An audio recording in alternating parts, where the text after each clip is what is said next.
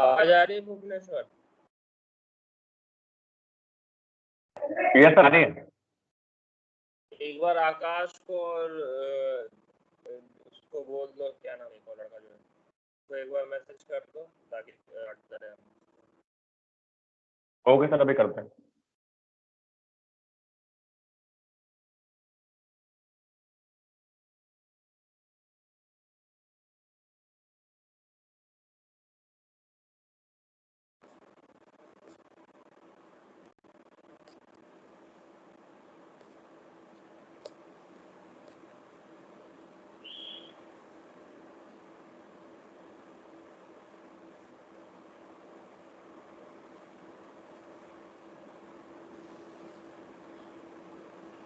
Last class में क्या क्या किया था याद है आप लोगों को? भूल गए?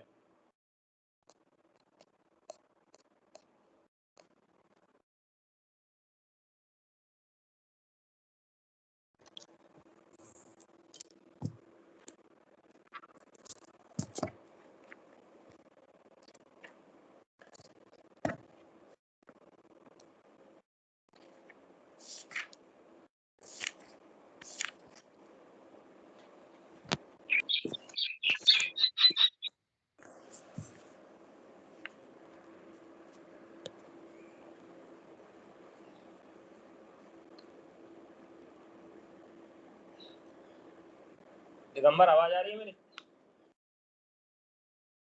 Yes sir. लास्ट क्लास का याद है? सर लास्ट क्लास नहीं ली सर मैं सर ये स्पेसिफिक एनर्जी तक कराया था सर, बस इसके बाद थोड़ा आपने बताया था वो डिफरेंट क्या स्लोप्स के बोल रहे बारे में। सर यहीं तक करवाया था आपने, और आपने बोला था नेक्स्ट क्लास में थोड़ा स्लोप्स के बारे में बताएंगे, नेक्स्ट जो उसके बाद होंगे। स्पेसिफिक एनर्जी का समझ में आ गया था कैसे रिप्रेजेंट करते हैं हम? हाँ जी सर, यस सर। ये दो आपके एक हो गए, अच्छा ये फॉर्मूला गलत लिखा हुआ है, y प्लस वी स्क्वायर है, y plus we square by 2g है, ठीक है। y बाकी आगे लिखा है भाई, यहाँ गलत लिख दिया था, y plus we square by 2g। आपका ये प्रेशर हेड हो गया, ये आपका वेलोसिटी हेड हो गया। डेटम हेड के ऊपर का आपका टोटल एनर्जी कंसीडर करते हैं तो स्पेसिफिक एनर्जी हो गया, इसको डिवाइड करते हैं पर यूनिट वेट के हिसाब से, तो आपको सिर्फ मीटर का डायमेंशन यहाँ पे आ रहा होता है। टोटल एनर्जी लाइन से ये स्पेसिफिक एनर्जी लाइन एक तरीके से आप कह सकते हैं रिलेटेड होता है स्पेसिफिक एनर्जी, और आपका यहाँ पे जैसे जैसे आपका डायरेक्शन ऑफ फ्लो रहेगा वहाँ पे रियल फ्लूइड में हमेशा स्पेसिफिक एनर्जी डिक्रीज करेगा, लेकिन चूंकि अभी हम लोग यूनिफॉर्म फ्लो का है पढ़ रहे हैं तो वहाँ पे हम लोग कोई भी इंक्रीज या कोई भी डिक्रीज कंसिडर नहीं करते हैं, यहाँ पे स्पेसिफिक एनर्जी को कांस्टेंट कंसिडर करते हैं, क्योंकि यहाँ पे ना ही डेप्थ ऑफ फ्लो चेंज करेगा, नहीं आपका वेलोसिटी का पैरामीटर चेंज करेगा, तो ये सारी चीज़ें आपकी कांस्टेंट आती हैं। स्पेसिफिक एनर्जी को यहाँ पे फ्रॉड नंबर के टर्म्स में रिप्रेजेंट किया जा सकता है अगर हम वेलोसिटी को डिस्चार्ज के टर्म में कन्वर्ट करते हैं, और डिस्चार्ज के टर्म में अगर हम रिलेट करते हैं इसको फ्रॉड के टर्म में, तो यहाँ पे ऐसा लिखा जा सकता है। माइक ऑन है उसको बंद करने कर लो यार,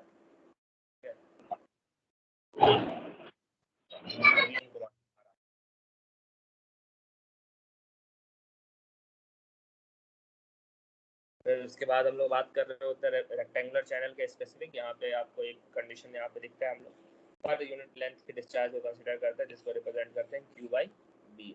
सेम उसके बाद बाकी सारा सब्स्टिट्यूशन करते हैं तो ये आपका स्पेसिफिक एनर्जी का फॉर्मूला इस हिसाब में आता है, जो कि आपके पास दो तरह डेप्थ ऑफ फ्लो का टर्म आता है, वाई स्क्वायर और proportional to 1 by Y square.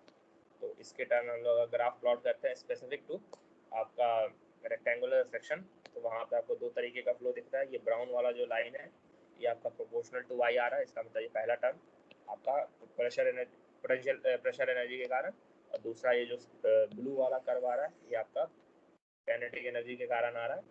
दोनों का समेशन जो होगा ये पिंक वाला लाइन होगा आपका, जो कि आपको टोटल या फिर नेट स्पेसिफिक एनर्जी आपको गिवन फ्लो के लिए आपको यहाँ पे बताएगा।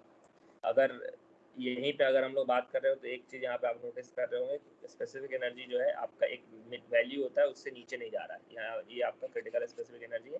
आगे हमने अगर डिराइव किया था तो हमने देखा कि ये वैल्यू वही होती है जहाँ जितना आपका ये वैल्यू तब अचीव हो रही होगी जब अगर आप क्रिटिकल फ्लो कर रहे होते हैं। इसका मतलब आपका फ्रॉड नंबर की वैल्यू इस पॉइंट पे 1 के बराबर होती है, इसका मतलब अगर डेप्थ ऑफ फ्लो इससे ज़्यादा हो रहा है तो आपका फ्लो सब क्रिटिकल है, इससे कम है तो आपका डेप्थ ऑफ आपका फ्लो सुपर क्रिटिकल है।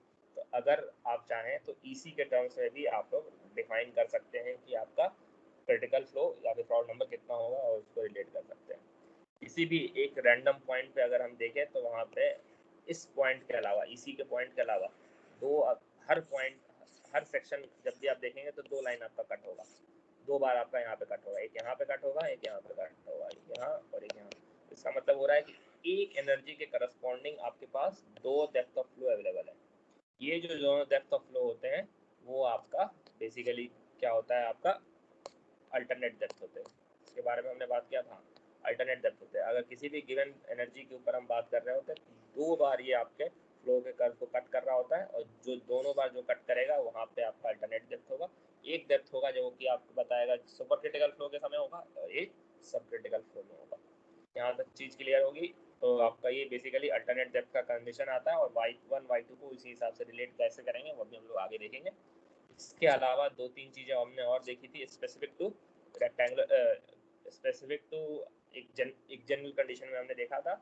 वहाँ पे एक कंडीशन आपका डिराइव हुआ था कि अगर हम चाहते हैं कि ईसी की वैल्यू, स्पेसिफिक एनर्जी की वैल्यू मिनिमम है, वहाँ पे हमने ये भी डिराइव किया था Froude square is equal to this का होगा, मतलब फ्रॉड नंबर 1 के बराबर आएगा।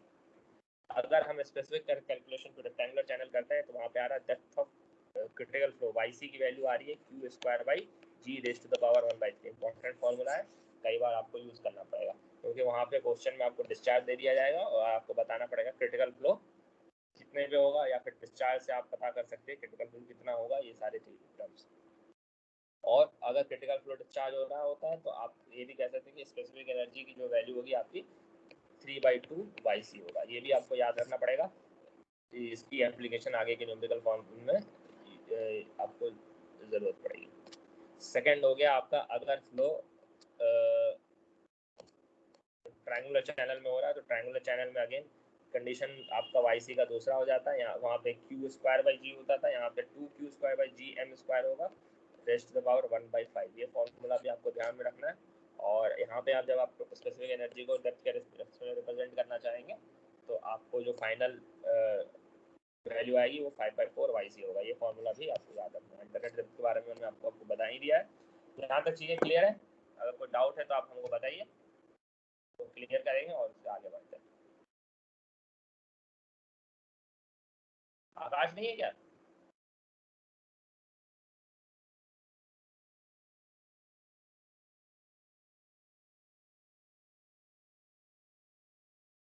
हेलो,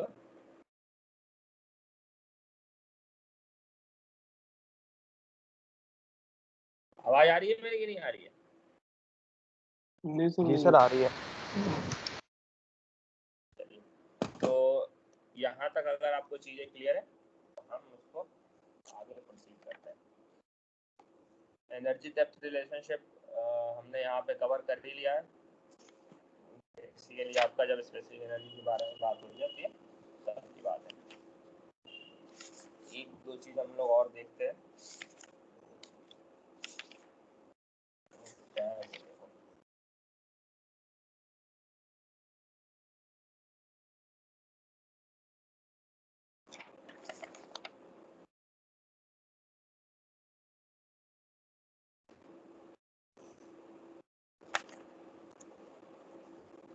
एक थोड़ा सा छोटा सा एक इसका इंटरप्रिटेशन है कर्व का, वो हम लोग देख लेते हैं। ये इंटरप्रिटेशन हो गया आपका इफेक्ट ऑफ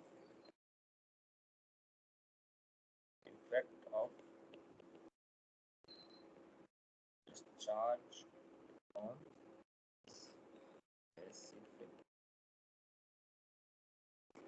एनर्जी। यहाँ बेसिकली मान लेते हैं कि अगर हमारे पास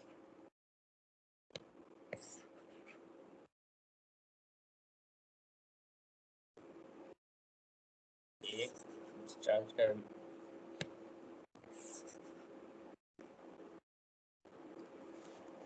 एक कर्व अवेलेबल है, हमने यहाँ से ही तो कर्व उठाया जा सकता है कहाँ।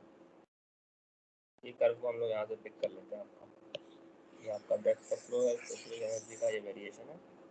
तो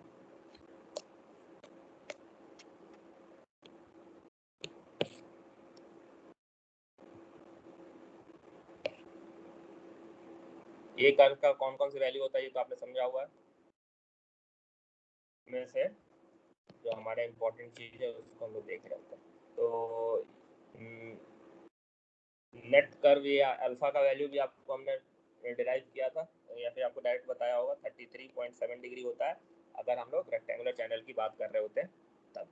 ठीक है, और ये अगेन इसका भी कोई सिग्निफिकेंस नहीं है, ये आपका बेसिकली देखो ऐसा। अब क्या हो रहा होता है कि मान लेते हैं ये गिवन, ये जो डायग्राम हमने बनाया है फॉर ए गिवन क्यू के लिए, मतलब फॉर ए गिवन डिस्चार्ज के लिए ये डायग्राम बना है। ठीक है, मान लो हम क्यू की वैल्यू को इंक्रीज कर रहे होते हैं किसी भी ग्राफ या फिर हम डायग्राम की जगह बात करते हैं, पार्टिकुलर इस डायग्राम की जब बात कर रहे हैं तो हम लोग अब वेरिएशन देखेंगे कि अगर हम लोग क्यू की वैल्यू को इंक्रीज करेंगे तो ये जो हमारा पर्पल वाला ग्राफ है ये किधर शिफ्ट करेगा। तो सिंपली बात है, जैसे जैसे क्यू इंक्रीज करेगा तो अगर हम ओरिजिनल फार्मूला पे जाते हैं, अपना ओरिजिनल फार्मूला जो है हमारा स्पेसिफिक एनर्जी का जो हमने यहाँ पे डिराइव किया था, यहाँ देखिए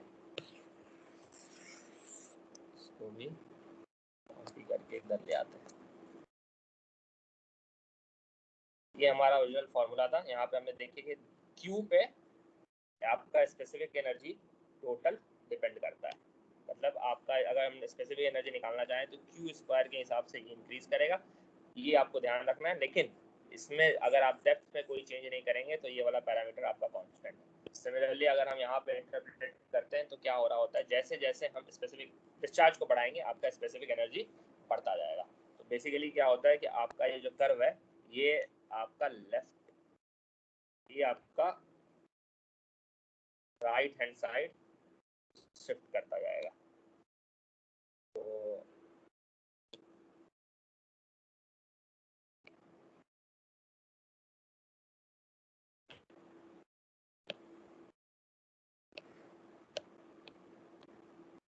ये आपका कर्व ऐसे जैसे जैसे आप डिस्चार्ज की वैल्यू को बढ़ाते जाएंगे वैसे वैसे आपका ये जो कर्व है आपका राइट हैंड साइड शिफ्ट करता जाएगा। और चूंकि हमारे पास ये जो अल्फा वाला कंडीशन हमको सेटिस्फाई ऑलरेडी करना है, उसी हिसाब से देखेंगे कि आपका जो मिनिमम वैल्यू का जो पीक आएगा वो हमेशा इस लाइन के करस्पॉन्डिंग आएगा।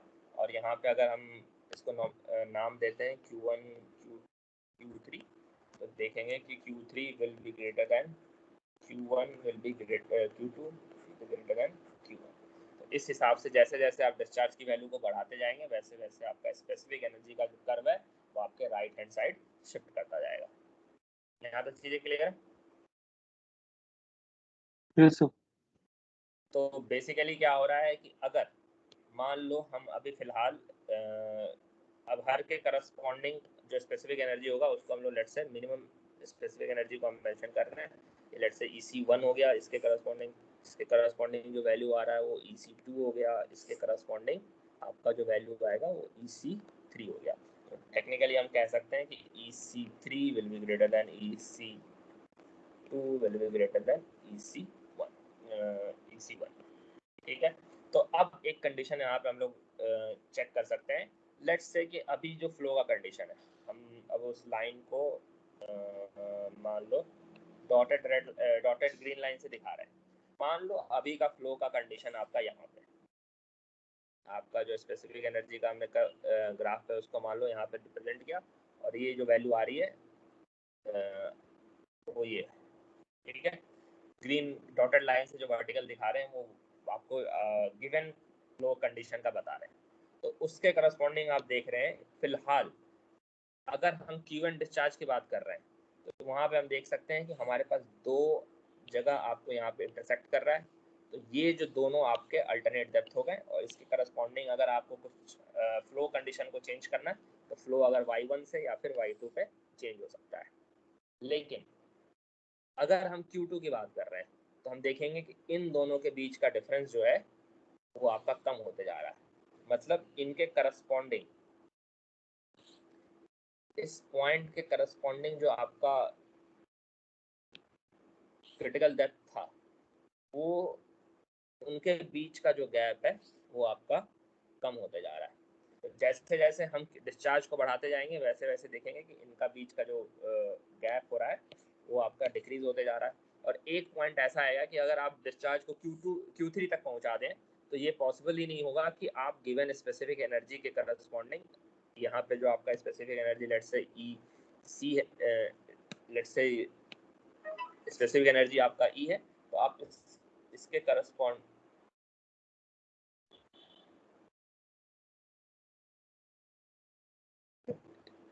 ई के करस्पॉन्डिंग आप फ्लो पॉसिबल ही नहीं होगा। मतलब इस समय आप क्या देख रहे हैं कि अगर आपको फ्लो पॉसिबल करना है, अगर आप चाहते हैं कि फ्लो पॉसिबल हो तो आप surely specific energy E maintain नहीं कर सकते। इसका मतलब आपको किसी तरह अपने एनर्जी को इंक्रीज करना पड़ेगा, तभी आप पॉसिबल फ्लो तक पहुंच पाएंगे। तो इसका मतलब बेसिकली क्या हुआ, जैसे जैसे आप डिस्चार्ज को बढ़ाते जाएंगे वैसे वैसे आपके पास जो अल्टरनेट डेप्थ के बीच में जो गैप है वो कम होते जाएगा। और एक पॉइंट ऐसा आएगा जब आपका अल्टरनेट डेप्थ जो है वो आपके किसी भी एक क्रिटिकल फ्लो डिस्चार्ज के करस्पॉन्डिंग क्रिटिकल फ्लो पे आपका कॉन्साइड करेगा। और उसके कॉन्साइड हो जाने के बाद अगर आप फिर भी डिस्चार्ज को बढ़ाते हैं तो आपका क्या होगा, गिवन एनर्जी पे वो फ्लो पॉसिबल नहीं होगा, तो किसी भी तरीके से आपको एनर्जी को इंक्रीज करना पड़ेगा। तो ये बेसिकली होता है अगर आप स्पेसिफिक एनर्जी में डिस्चार्ज का वेरिएशन को देख रहे होते हैं। तो ये यहाँ पे अगर आपको समझ में आ रहा है तो बेसिकली अच्छी बात है। तो यहाँ तक आपको क्लियर है ये कैसे कैसे डिस्चार्ज अगर वेरी कर रहा है तो हमारा स्पेसिफिक एनर्जी कैसे चेंज होगा। तो अभी हम एक और चीज़ ये कह सकते हैं कि अगर आपका फ्लो लेट्स से Q3 से ज़्यादा है तो आप गिवन स्पेसिफिक एनर्जी पे उस फ्लो को सस्टेन नहीं कर सकते।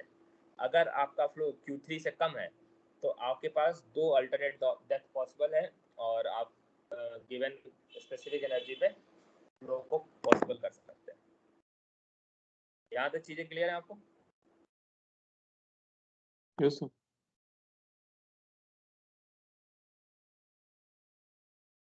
आवाज आ रही है या नहीं आ रही है हमारी? आ रहा है समझ में? अभी तक हमने बताया कैसे कैसे डिस्चार्ज Yes, और sir. स्पेसिफिक एनर्जी में वेरिएशन होगा तो कैसे फर्क पड़ेगा। आपका कर्व बेसिकली क्या हो रहा है, राइट हैंड साइड लिफ्ट होते जा रहा है। जैसे जैसे लिफ्ट होते जाएगा तो आपको उसी हिसाब से एनर्जी को भी इंक्रीज करना पड़ेगा। यहाँ तक चीजें क्लियर है?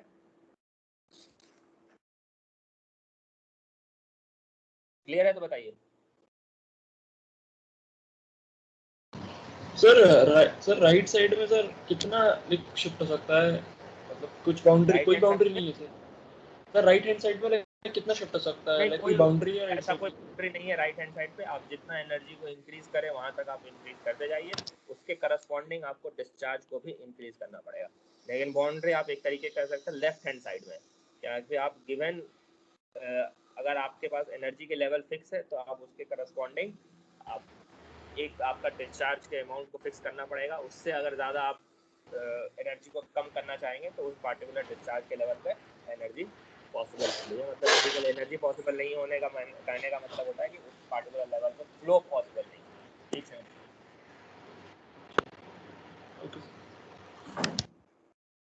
आया समझ में?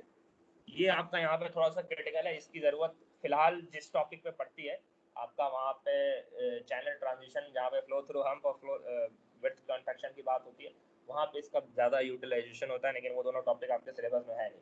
लेकिन ये अगर आप लोग अगर रेफर करना चाहते हो तो यही वाला कंसेप्ट उस टॉपिक पे आपको क्वेश्चन सॉल्व करने के लिए वाला कंसेप्ट यूज़ करना पड़ेगा, क्योंकि आपके पास एनर्जी फिक्स रहेगी। आपको जो अल्टरनेट डेप्थ है यहाँ पे लेट्स से y1 और y2 इसी के बीच में स्विच करना होगा। आप y1 डेप्थ पे फ्लो कर रहे हैं तो y2 पे चले जाएंगे। अगर आप देखेंगे एनर्जी अब बहुत ज़्यादा है तो आप दो का y1 y2 फाइंड करेंगे। एनर्जी बहुत कम है तो y1 y2 पे कोई इंटरसेक्शन हो ही नहीं रहा होगा, तो वहाँ पे आपको एनर्जी को किसी तरह इंक्रीज करना पड़ेगा। तो उस हिसाब से जो फ्लो के क्वेश्चन आते हैं वो आप फिलहाल आपके सिलेबस में नहीं है, लेकिन अगर कोई आप लोग में से रेफर कर रहा है तो उसको यही कंसेप्ट ज़रूरत पड़ती है और इसलिए इसको यहाँ पे कवर किया। तो यहाँ तक चीज़ें क्लियर है?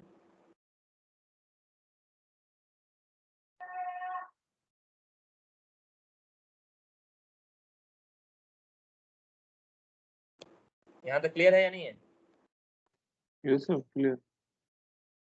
तो इसके साथ हम कहेंगे कि आपका ये वाला जो टॉपिक है specific energy of the flow of critical depth in prismatic channel और अल्टरनेट डेप्थ, ये दोनों हमने कवर कर लिया। अब हम लोग यहाँ पे देखेंगे, इस पे पार्टिकुलर एक कुछ क्वेश्चंस करेंगे और यहाँ उस पर स्लोप्स के कर्व का क्लासिफिकेशन करेंगे। तो यहाँ पे अभी तक हमने जो अल्टरनेट डेप्थ का कंसेप्ट देखा है, ये सारी चीज़ें देखी हैं, उसके बीच में एक दो क्वेश्चन होता है। वहाँ पे सबसे एक बेसिक क्वेश्चन जो है, वहाँ पे एक डेरिवेशन जिसका रिजल्ट भी आपको याद रखना पड़ेगा, न्यूमेरिकल में कई बार आपसे पूछा जाता है। तो एक चीज़ बताइए, एक छोटा सा क्वेश्चन पूछते हैं, अगर ट्रायंगुलर चैनल है,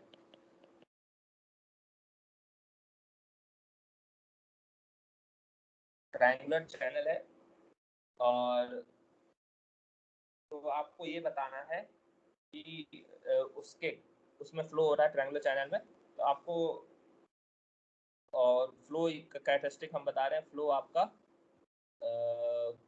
फ्रॉड नंबर 1 है, इसका मतलब आपका क्रिटिकल फ्लो है। तो आपको ये बताना है उसका रिलेशन बिटवीन पोटेंशियल हेड और काइनेटिक हेड। ठीक है, इसका मतलब आपको पता करना है, लेट्स से अगर पोटेंशियल हेड x है, काइनेटिक हेड y है, तो आपको x और y के बीच में क्या रिलेशनशिप होगा वो बताना है।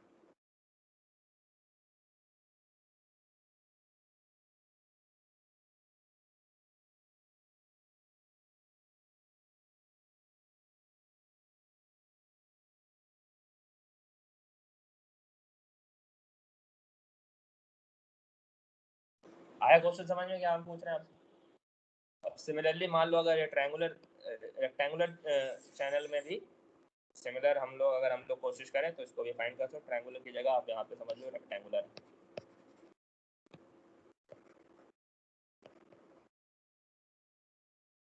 ये छोटा सा सवाल है, 1-2 मिनट का, आपसे 1 मिनट भी नहीं लगेगा, आपको पेन उठाने की भी जरूरत नहीं है। आपको पता है कि ये वाला दोनों इक्वेशन की जरूरत पड़ेगी आपको, हमने जो डिराइव करा था, इसी का कैसे फाइंड आउट करते हैं, इसमें कौन सा पोटेंशियल हेड है, कौन सा काइनेटिक हेड होगा, दोनों आपको रिलेशनशिप अगर पता है तुरंत यहाँ पे निकाल लो। इसका आंसर बताइए हमें क्या आएगा।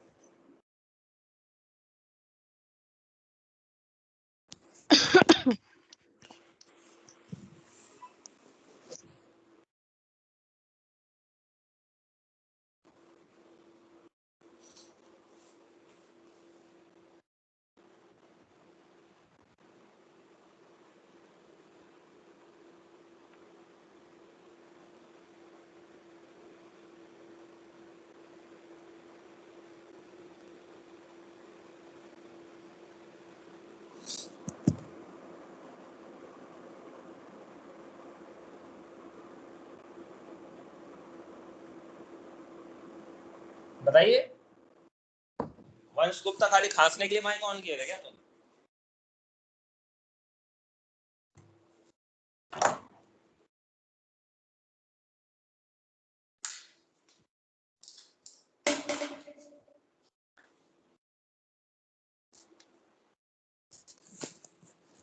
बताओ, तुम लोगों में से कोई पढ़ा ही नहीं, क्या समझ में नहीं आया कुछ, तब तो नहीं बता पा रहे हो? इसमें कोई बहुत बड़ा क्वेश्चन तो है नहीं।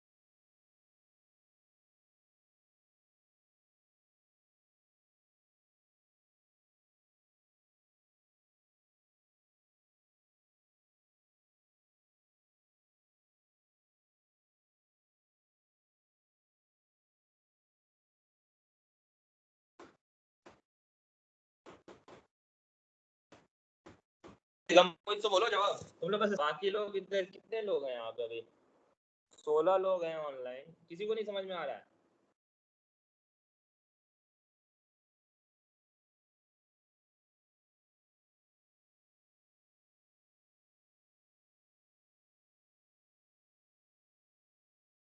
ऐसे चलता रहेगा तो आप बस, जब तक आपका ऑनलाइन एग्जाम छाप के करना है तब तक करते रहिए, उसके बाद कुछ नहीं होने वाला है।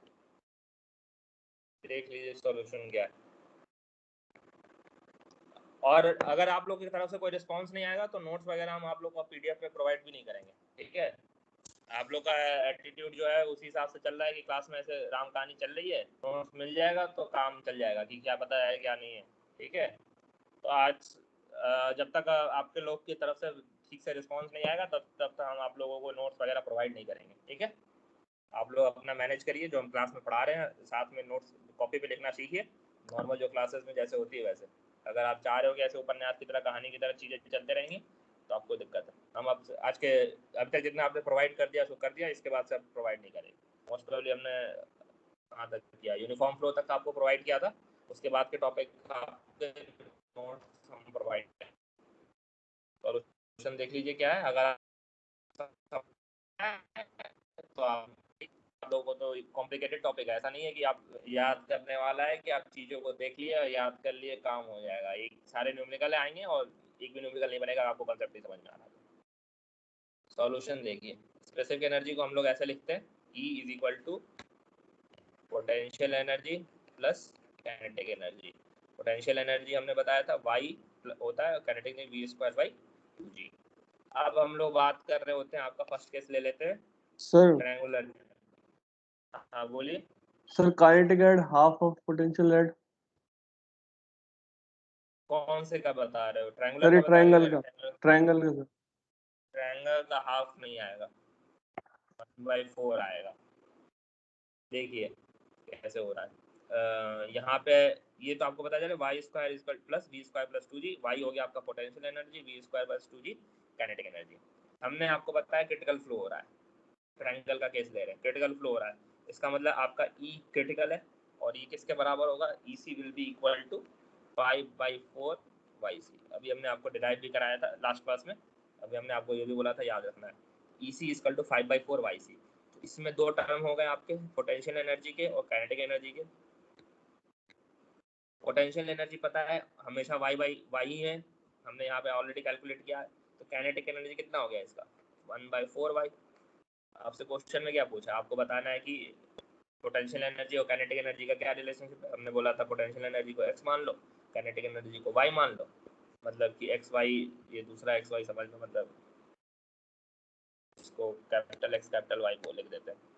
कैपिटल X समझ लो, इसको कैपिटल Y समझ लो, तो आप ये कह सकते हैं कि capital Y equal to capital X by.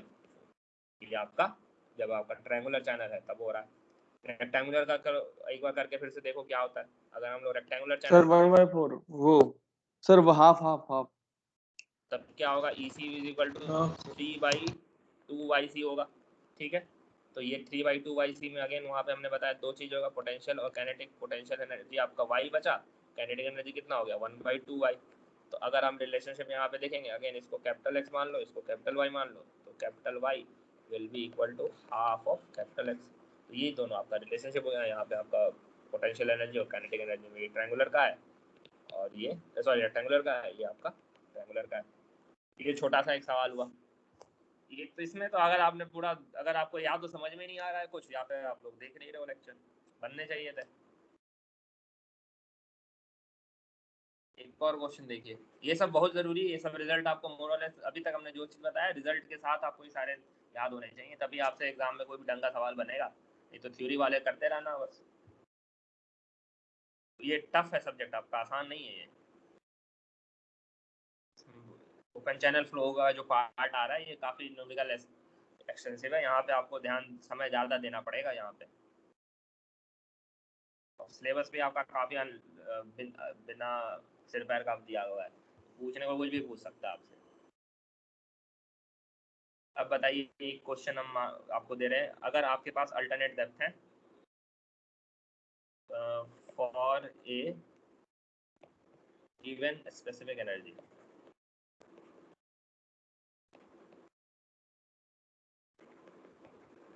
Find the relation between the alternate depth. इसका भी जो रिजल्ट आएगा वो आपको ध्यान रखना है। इसका मतलब क्वेश्चन में आपसे क्या कह रहा है, आपका बोल रहा है स्पेसिफिक एनर्जी आपको E कांस्टेंट है, इसके करस्पॉन्डिंग आपका जो अल्टरनेट डेप्थ होगा जो कि y1 और y2 होंगे, ठीक है। तो आपको ये बताना है, अगर आपके पास y1 की वैल्यू पता है तो आपको बताना है y2 कितना होगा। ठीक है, ये एक तरीके से आपका अल्टरनेट डेप्थ का क्वेश्चन है। मतलब बेसिकली क्या हो रहा है, अगर आपको y1 पता है तो y2 बताओ, y2 पता है तो y1 बताओ। इसके लिए एक फार्मूला डिराइव होगा, वो फार्मूला आपको डिराइव करने को क्वेश्चन में बोल रहा है। हेल्प लेने के लिए आपको यहाँ पे कैलकुलेट करना पड़ेगा yc, मतलब गिवन फ्लो का आपको पहले yc के टर्म्स में y1 और y2 के रिलेशनशिप आपको बताने। आ रहा है समझ में? इसमें प्रोसीड कैसे करोगे हम आपको बता दे रहे हैं। यहाँ पे नॉर्मल जो इक्वेशन होगा आपका लिखोगे। क्वेश्चन में आपको जैसे कहा है कि स्पेसिफिक एनर्जी आपकी कांस्टेंट है, उसके करस्पॉन्डिंग आपका 2 अल्टरनेट डेप्थ आ रहे हैं। तो इसका मतलब क्या होगा, सबसे पहले जो तुम लिखोगे, अगेन यहाँ पे जो बात हो रही है ये सिर्फ रेक्टेंगुलर चैनल की बात हो रही है। जो भी बेसिकली डेरिवेशन करेंगे हम लोग रेक्टेंगुलर चैनल का ही करेंगे। तो energy will be equal to y1 plus v1 square by 2g। v1 के टर्म में आपका आंसर नहीं देना है, will be equal to y2 plus v2 square by 2g। अब इसी को सॉल्व करिए, जो जो आपने अभी तक कन्वर्शन वगैरह आपने पढ़ा है वहाँ पे आपको बेसिकली क्या करना है, y1 और y2 और yc इन तीनों के टर्म में आपका इक्वेशन कुछ ऐसा आएगा, yc will B a function of y1 y2। ऐसा एक इक्वेशन आप डिराइव करिए। इसका मतलब अगर आपको y1 पता है और स्पेसिफिक एनर्जी पता है तो आप y2 को निकाल सकते हैं, या फिर अगर y1 पता है और आपके पास yc के वैल्यू पता है तब भी आप एक दूसरे में चीज़ों को इंटरचेंज कर सकते हैं। क्योंकि हमने ग्राफ देखा था, इस ग्राफ से हमें क्या पता, अगर आपको पता करना है कि आपके पास, आपको ये पता करना है अगर y1 नोन है आपको y2 नोन पता करना है, तो सबसे पहले आपको पता करना पड़ेगा एनर्जी कितनी हो रही है, कहाँ पे इंटरसेक्शन हो रहा है। अगर एनर्जी नहीं पता है तो आपको डिस्चार्ज भी पता करना पड़ेगा। फॉर्मूला भी कैलकुलेट करोगे तो डिस्चार्ज से भी पता चल जाएगा क्या आती है। या तो एनर्जी पता हो या तो डिस्चार्ज पता हो, इन दोनों में से कोई एक वैल्यू पता हो और आपके पास y1 पता हो, तो y2 कैलकुलेट कर सकते हो। सिमिलरली y2 पता हो तो y1 कैलकुलेट कर सकते हो। उसी का एक रिलेशनशिप यहाँ पे आपको डेवलप करना है।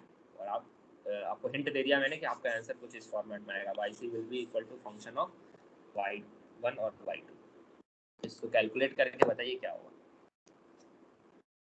ये भी एक दो स्टेप का है, एक आधा स्टेप तो हमने कर ही दिया है, एक स्टेप दो स्टेप और लगेंगे आपको बस।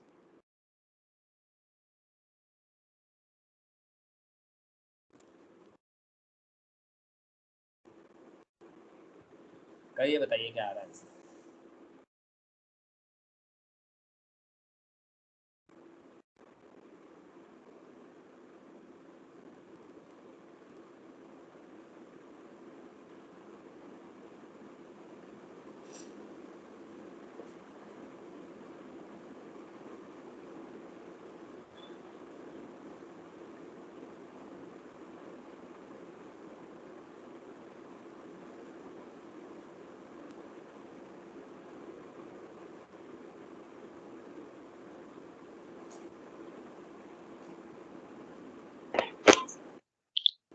Sir hello sir. हाँ बात बोलो।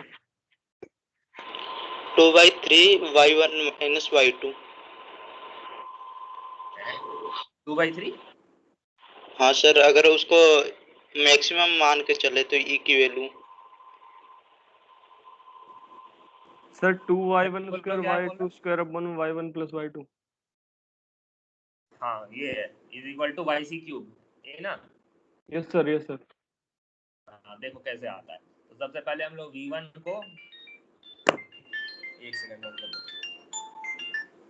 हेलो हाँ गुड मॉर्निंग बोलिए। अच्छा बोलो किसमें।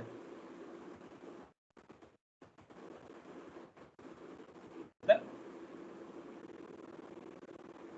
हाँ हाँ हमने क्या किया कुछ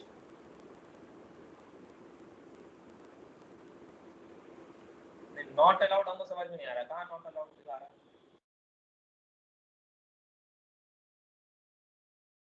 हाँ क्या लिखा हुआ है?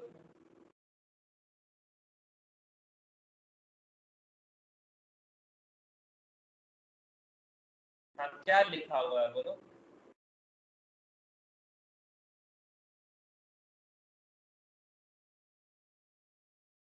हाँ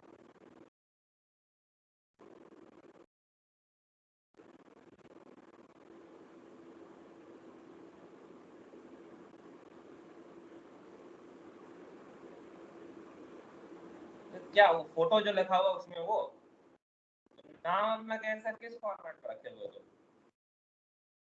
तुमको ना तुम्हारा डिस्प्ले नेम जो है वो कौन सा नाम है दिखा रहे?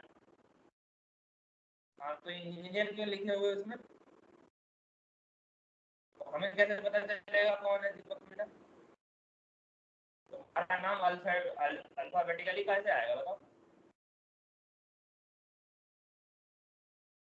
नहीं, जब हमने आपको कहा है अपना नाम उससे श्रीमान श्रीमती जो भी मन करे वो भी लिखते रहो, इंजीनियरिंग आए पे रुक गए तुम, और 2-3 चीज लिख लो उसमें।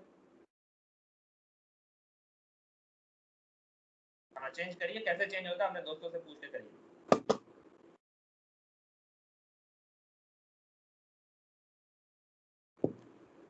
आवाज आ रही है हमारी? जी सर। हेलो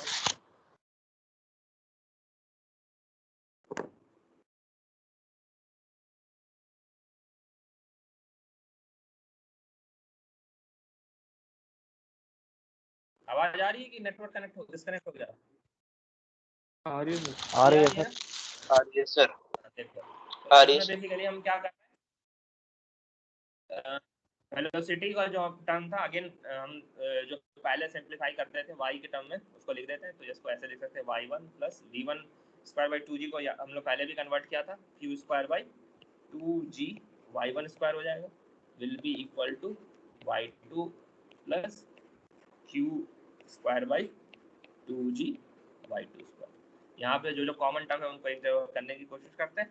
कॉमन टर्म यहाँ पे क्या आ रहा है q square by 2g, q square by 2g आपका कॉमन आ रहा है। इसको अगर हम यहाँ पे एक तरफ करके लिखते हैं तो ये आपका बन जाएगा नीचे वाई स्क्वायर है, सब्ट्रैक्ट करेंगे तो ऊपर चला जाएगा y2 square minus y1 square divide by नीचे y1 स्क्वायर y2 स्क्वायर, और इधर राइट हैंड साइड में आपका y2 माइनस y1।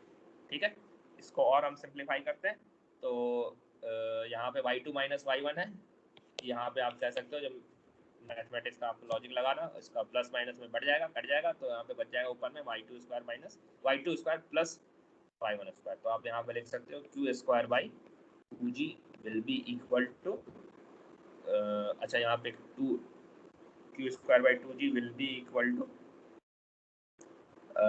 यहाँ पे हो जाएगा y1 स्क्वायर y2 स्क्वायर, नीचे आ जाएगा y1 प्लस y2। यहाँ तक चीजें क्लियर है?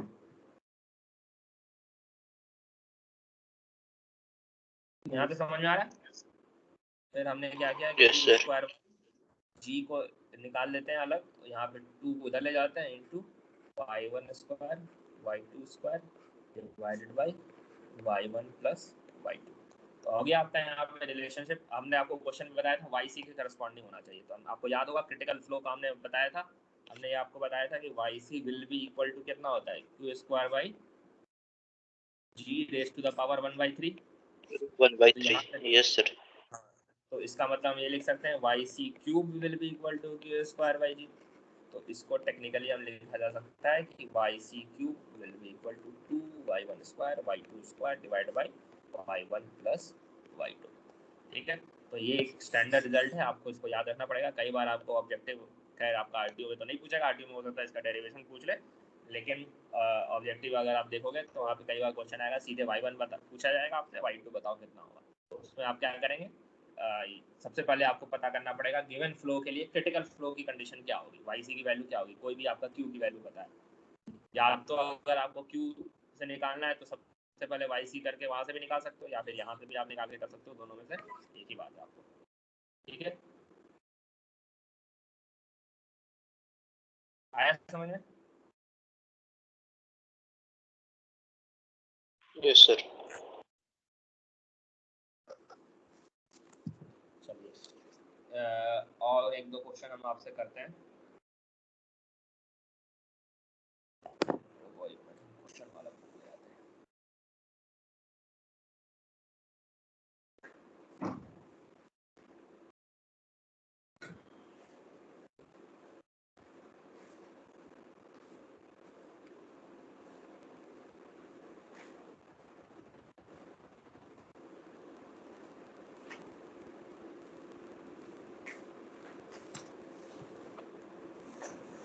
एक दो क्वेश्चन करेंगे, फिर हम लोग स्लोप का जो है वो टॉपिक वो कवर करेंगे।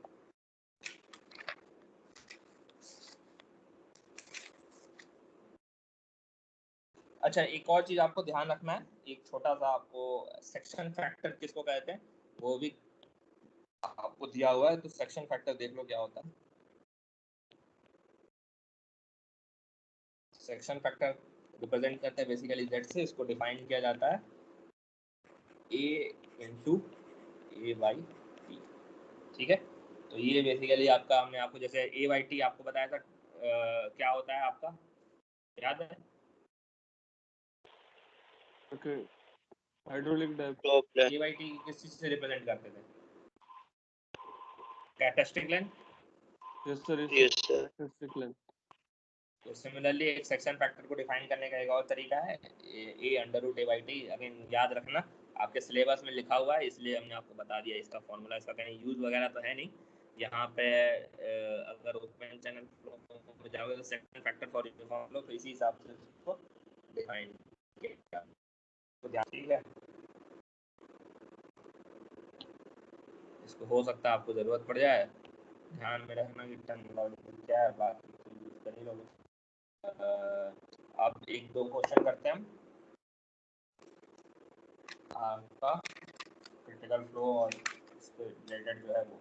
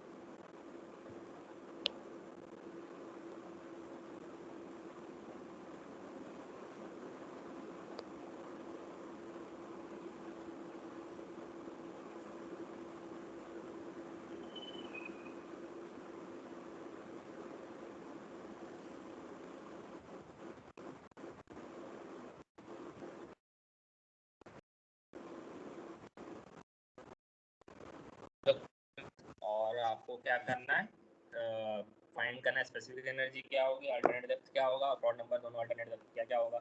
तो अभी तक हमने जो पढ़ा है बेसिकली उसका एक छोटा सा सिंप्लीफाइड डायरेक्ट एप्लीकेशन है, इसको यहाँ पे कैलकुलेट करिए। यहाँ पे ध्यान रखना है कि क्वेश्चन में जो डेटा दिया है और कैलकुलेशन में जो फॉर्मूला दिया है दोनों में से कौन सा डेटा क्या है उसको ध्यान में रख के यूज करना, आप बंद करके कुछ मत लगा देना, ठीक है। सिंपल सवाल है, बनाइए।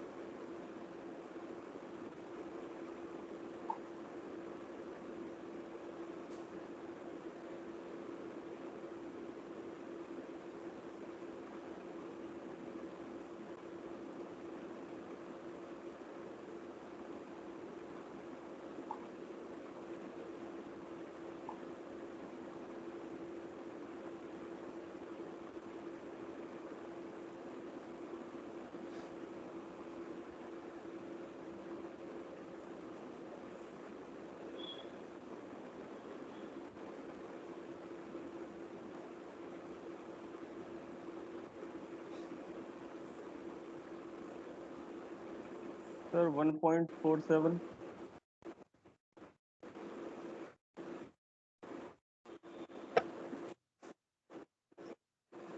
जोर से बोलो, आवाज नहीं आ रही तुम्हारी। 1.474 किस चीज का आंसर बता रहे हो 1.47? Specific energy sir. एक सेकंड रुको, देखने दो दिया है।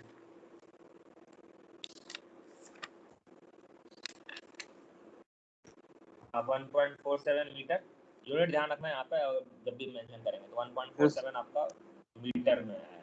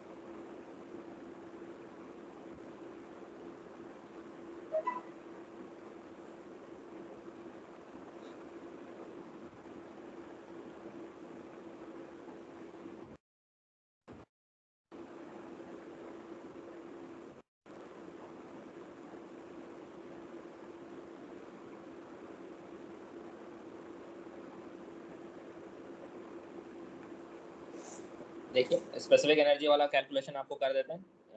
आकाश आया तुम्हारा?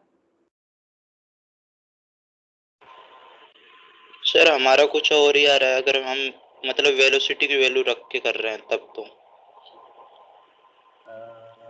देखो बाकी दिगंबर तुम्हारा सर एक सेकंड सर थोड़ा। आंसर 1.47 बोला कौन था? ये सर मैं नहीं बोला सर, वो स्पेसिफिक एनर्जी। तुमने ही बोला था ना? Yes sir. अच्छा देखो कैसे किया था। y इज इक्वल टू, आपको क्वेश्चन में देखो सबसे पहले क्या दिया है, आपको डेप्थ ऑफ फ्लो दिया है। डेप्थ ऑफ फ्लो दिया है, y बता रहा है आपका 0.2 मीटर है। आपको दिया हुआ आपको रेक्टेंगुलर चैनल का विड्थ दिया हुआ है। विड्थ दिया हुआ तो आप एरिया कैलकुलेट कर सकते हैं। b इसका मतलब कितना हो गया 1.8, तो एरिया हो गया आपका b इंटू वाई। एरिया आ गया 0.3 18 टू हाँ 0.36 मीटर स्क्वायर। ठीक है, आपको क्वेश्चन में क्या दिया हुआ है और डिस्चार्ज दिया हुआ है। कैपिटल क्यू की वैल्यू दी है, डिस्चार्ज हो गया आपका 1.8 मीटर क्यूब पर सेकंड। आपको क्या करना है, स्पेसिफिक एनर्जी निकालना है। देखो स्पेसिफिक एनर्जी का फॉर्मूला क्या था, E is equal to y1 मतलब y प्लस यहाँ पे अभी आप जनरल करने से v स्क्वायर बाई 2g। तो आपको यहाँ पे v चाहिए, या फिर आप ऐसे भी कैलकुलेशन कर सकते हो y is equal to q square by 2g y square. दो तरीके होते हैं आपके पास कैलकुलेट करने के लिए। पहला तरीका में आपको वेलोसिटी कैलकुलेट करना होगा, दूसरा तरीका में स्मॉल क्यू कैलकुलेट करना पड़ेगा। स्मॉल क्यू क्या होता है, small q will be equal to capital q divide by width. यहाँ से आसानी से कैलकुलेट हो जाएगा। कैपिटल क्यू भी आपका दिया है 1.8 और स्मॉल विड्थ भी आपको दिया है 1.8। तो अगर सेकंड वाला से हम कैलकुलेट करते हैं तो y is equal to 0.2 plus इसका मतलब 1 आ रहा है 1 square divide by 2 into 9.81 into y की वैल्यू 0.2 का स्क्वायर। कैलकुलेट करो तो देखो तो कितना आ रहा है,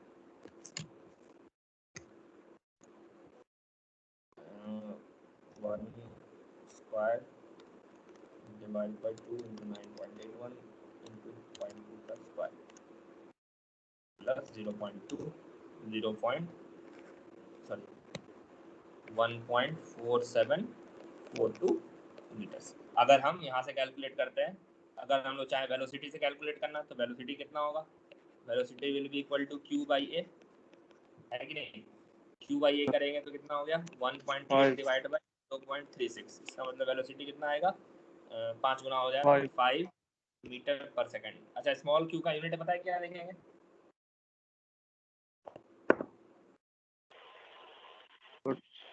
मीटर क्यूब मीटर पर सेकंड, वो मीटर क्यूब पर सेकंड पर मीटर। ठीक है, पर इसको मीटर। एक यस और चीज ध्यान रखना, यूनिट आप कोशिश करना इसको डायरेक्ट मीटर स्क्वायर पर सेकंड मत लिख देना, उसमें आपका कंफ्यूजन रहेगा। अगर आप यूनिट को इस हिसाब से पूरा डिटेल तरीके से लिखोगे तो आपको समझ में आएगा उसका सिग्निफिकेंस क्या होता है।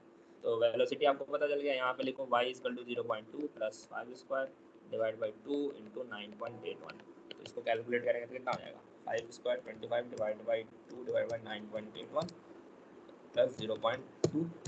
यहाँ पे भी सेम आंसर आ रहा है 1.47420009।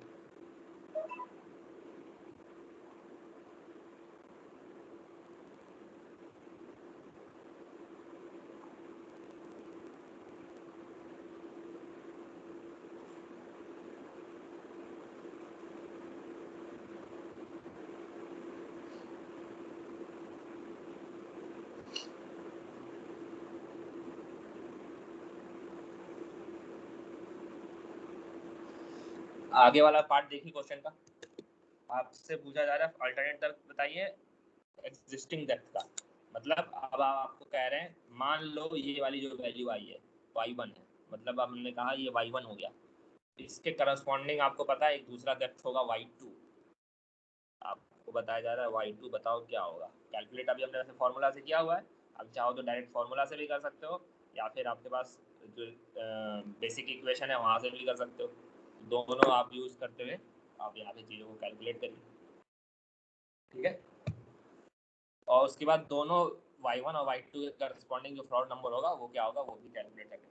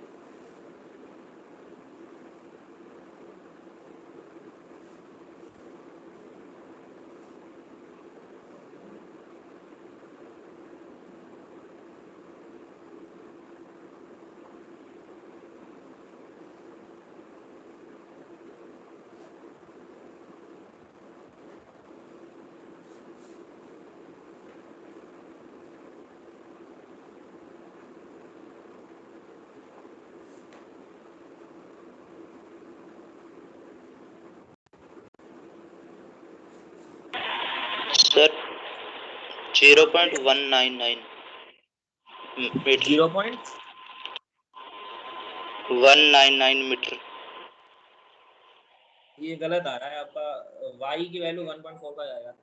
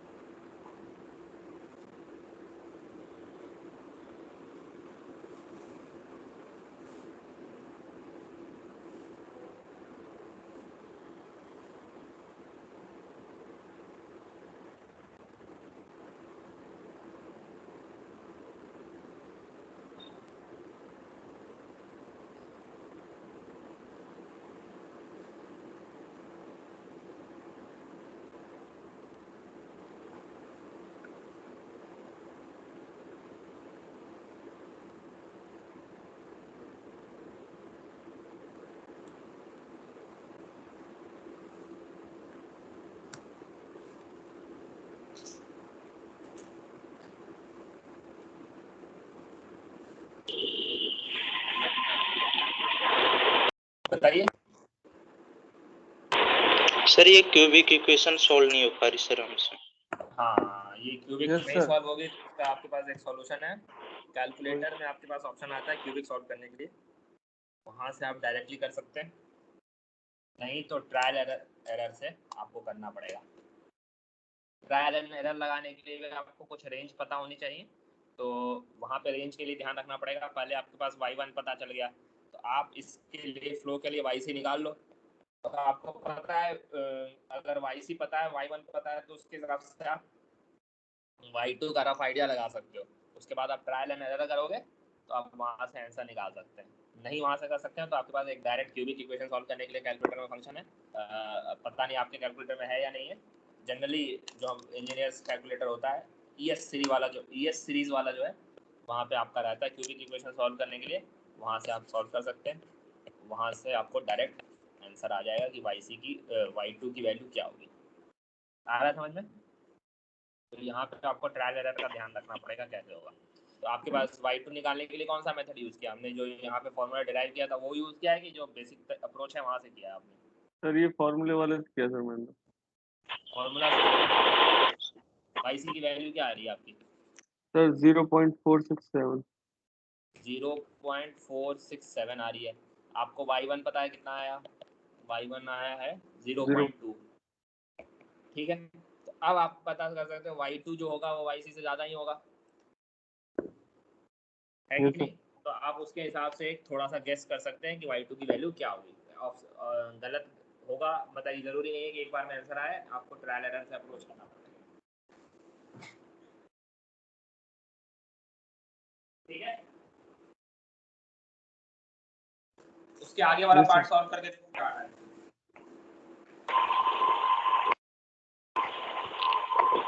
Hello sir. हाँ बोलो। सर इसमें जैसे आपने पहले बताया था कि एनर्जी इक्वल होती है y1 इक्वल टू उसमें मतलब y1 में और y2 में एनर्जी इक्वल है, तो एनर्जी इक्वल रख के फिर क्वाड्रेटिक इक्वेशन बना के। हाँ वहां से भी कर देते, वहां से भी क्वाड्रेटिक इक्वेशन नहीं बनेगा, तुम्हारा क्यूबिक ही बनेगा। देखो हाँ अगर क्यूबिक हम इक्वेशन बन के। Yes same sir. आंसर आना चाहिए। E2 E1 बेसिकली करोगे तो क्या हो जा रहा है आपका y2 plus v2 square by 2g will be equal to 1.47। ठीक है, यस सर। यही है। अब v2 की जगह तो आप v2 तो यूज नहीं कर सकते हो क्योंकि आपको यहाँ पे y पता नहीं है कि नहीं। y नहीं पता है तो आप एरिया से डिवाइड नहीं करोगे तो डिस्चार्ज आपको नहीं पता चलेगा।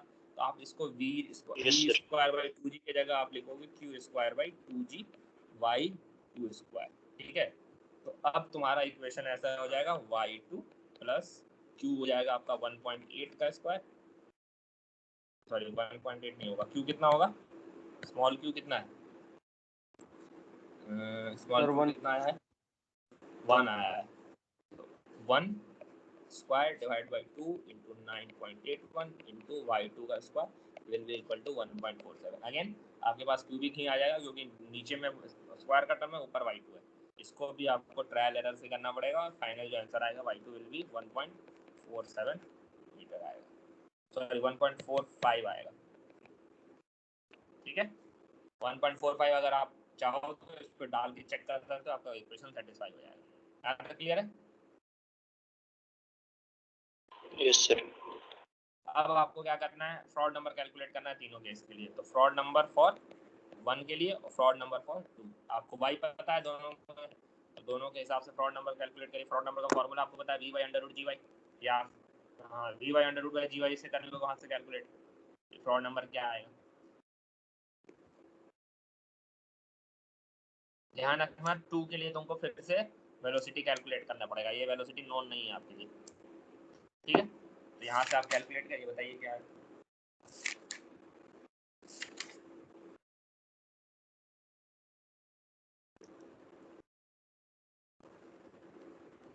हमको लग रहा है आपके क्लास में बस एक तो लड़के हैं जो बस जवाब वगैरह दे रहे हैं, बाकी सब बस बैठे हुए हैं। 18 के 18 बच्चे Sir, हैं अभी ऑनलाइन। 3.569. 3.5 569. 1 जो आपका आएगा 3.5657 जो भी है 57 कह दो।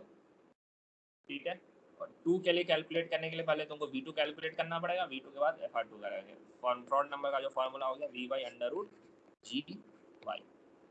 y1 y2 दोनों सब्स्टिट्यूट करके एक एक बार करके चेक कर लो। 1 कर रहे हैं तो आपका 3.57 आ रहा है, सेकंड में आप जो करेंगे बताओ कैलकुलेट करके क्या आएगा।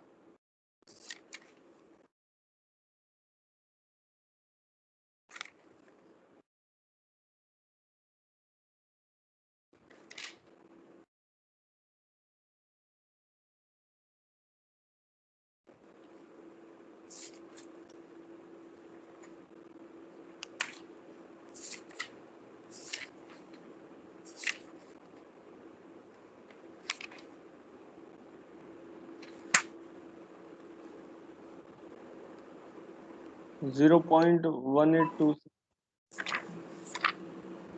हाँ 0.182 सही है आपका। ठीक है, 2 क्वेश्चन और हम दे दें, छोटा छोटा है वो, उसको करेंगे फिर क्लासिफिकेशन पे आ जाएंगे। आपका FR2 की जो वैल्यू आएगी, वेलोसिटी आप कैलकुलेट करेंगे तो 0.69 मीटर पर सेकंड आएगा, FR2 की वैल्यू 0.18। तो आप यहाँ पे देख रहे हो एक वैल्यू आपका सब क्रिटिकल आएगा, एक सुपर क्रिटिकल, और ये होगा सुपर क्रिटिकल जो हमने आपको बताया था। जो डिस्चार्ज में जो नॉर्मल जो हमने ग्राफ वगैरह देखा था अभी, एक वैल्यू आपका सब क्रिटिकल आएगा, एक आपका इसके करस्पॉन्डिंग होगा, एक ये होगा। आपको एनर्जी पता था, एक वैल्यू पता था, आपने अल्टरनेट डेप्थ कैलकुलेट कर लिया, आपको डिस्चार्ज के लिए मतलब एक कर्व आपका फिक्स हो गया। तो इस टाइप के क्वेश्चन आपको इसी हिसाब से कुछ भी आप पूछ सकता है। आपको अल्टरनेट डेप्थ दे देगा तो बताओ डिस्चार्ज कितनी होगी, ये सब टाइप के क्वेश्चंस आपको। अब यहाँ पे बेसिकली आप समझ गए ना, 3 पैरामीटर है आपके पास, आपका डिस्चार्ज का पैरामीटर आएगा और एक अल्टरनेट डेप्थ हो गया। अब इसमें से और एक एनर्जी की बात हो गई, इसमें से कुछ एक गायब करेगा, एक पूछेगा, इसी हिसाब से अलग अलग तरह के सवाल बनते रहेंगे।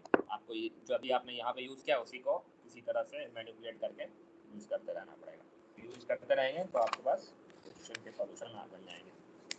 अब हम लोग 2 सवाल और करते हैं, छोटा छोटा सवाल है, ये दोनों बन गए तो ये दोनों बनाने में खास दिक्कत होगी नहीं आपको।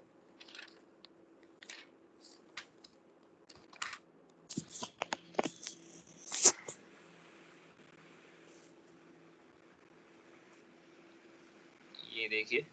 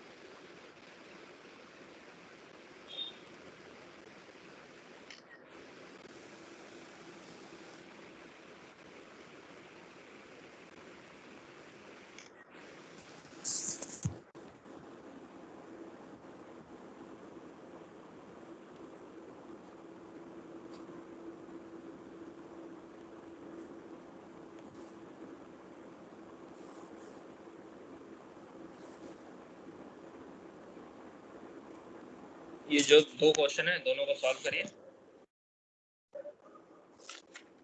और ये आपका बेसिकली कंक्लूड करेगा आपका स्पेसिफिक एनर्जी वाला टॉपिक। इसके बाद हम लोग जाएंगे आपके सरफेस के जो स्लोप है वगैरह इन सब चीज़ों पे।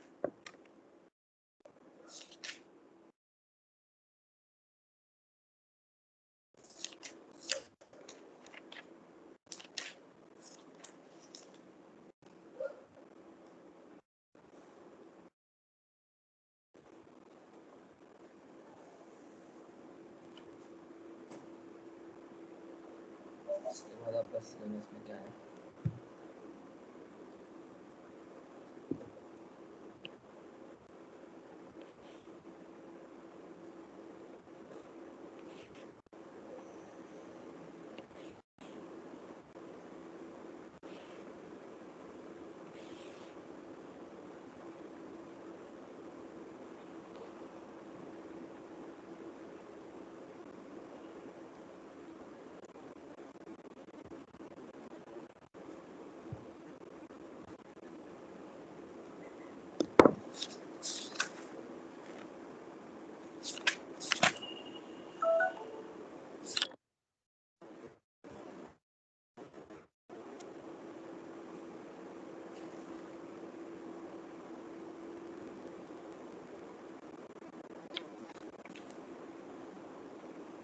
सर फर्स्ट का आंसर है 1.105 मीटर।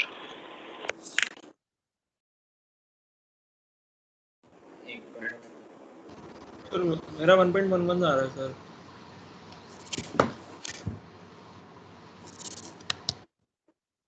18 वाला है ना, 1.112 है।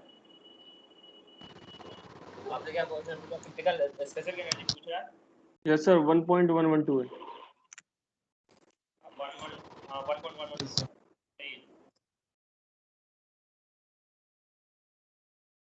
सेकंड का बताइए। दोनों का आगे 1.112। Yes sir. Sir yes sir 1.11 आया था सर, 2 तो नहीं आया। हाँ ठीक है, 1.11 की बात। 11229 आया। हाँ उतना ठीक है। आपने क्या किया? अपना YC पहले कैलकुलेट कर लिया, फिर 3/2 कर दिया, इसी आ Yes, sir. जाएगा। यही ना? Yes sir. Yes sir yes sir. Second वाला बनाइए।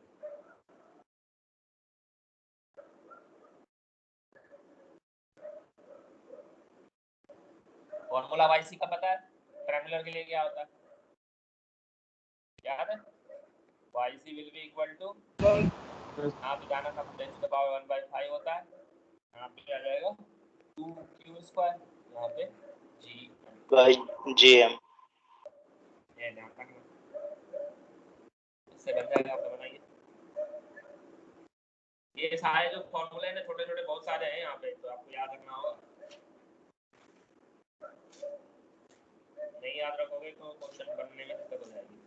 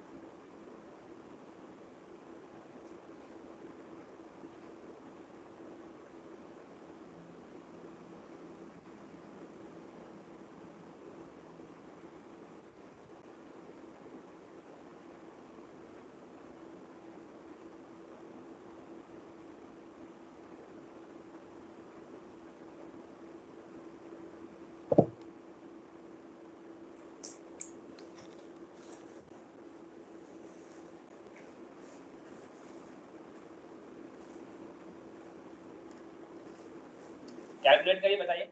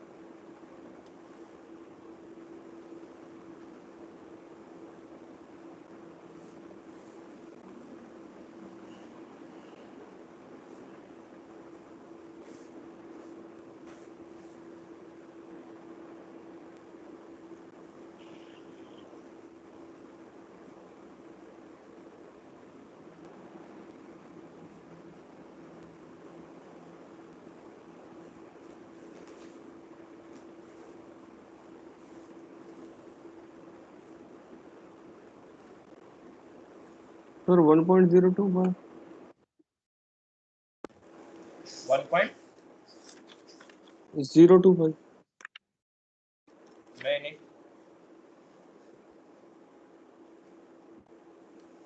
स्लोप दिया है 1.5 हॉरिजॉन्टल 1 वर्टिकल, उसको हिसाब से पहले एम में कन्वर्ट करो।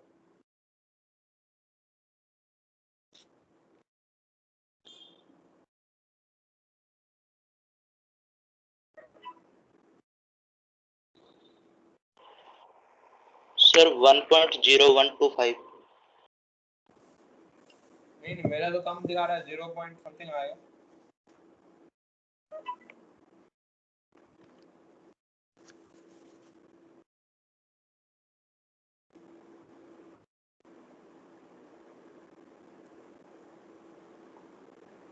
सर 0.81 आ रहा है।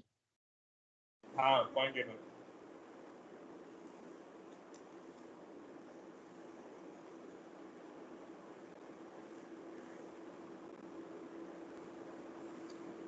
पहले क्या कर रहे थे भाई?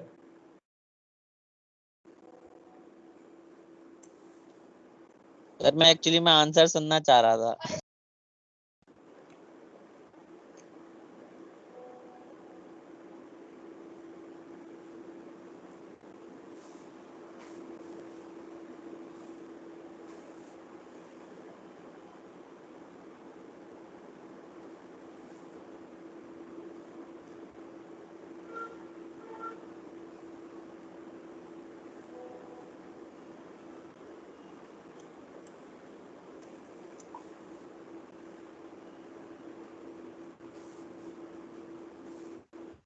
बाकी लोग अटेम्प्ट कर लो, हम 5 मिनट और दे रहे हैं आपको। पहले क्लियर है, 5 मिनट और दे रहे हैं आप लोग जिनको आंसर नहीं आ रहा है या जिनका अटेम्प्ट नहीं हुआ वो दोनों क्वेश्चन एक बार अटेम्प्ट करें।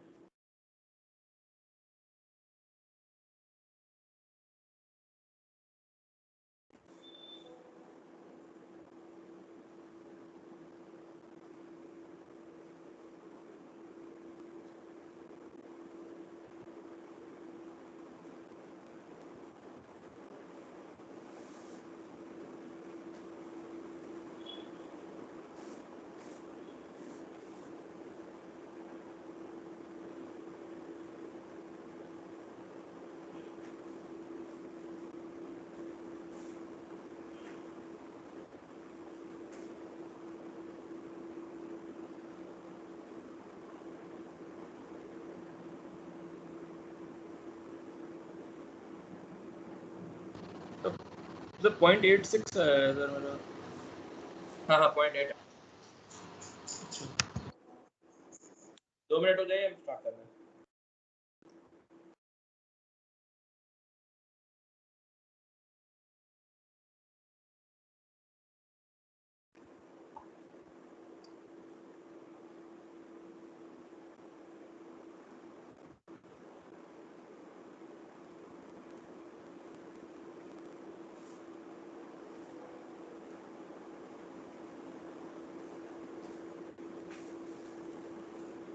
तो सर 0.86 आ रहा है मेरे को। हाँ सही है, सही है।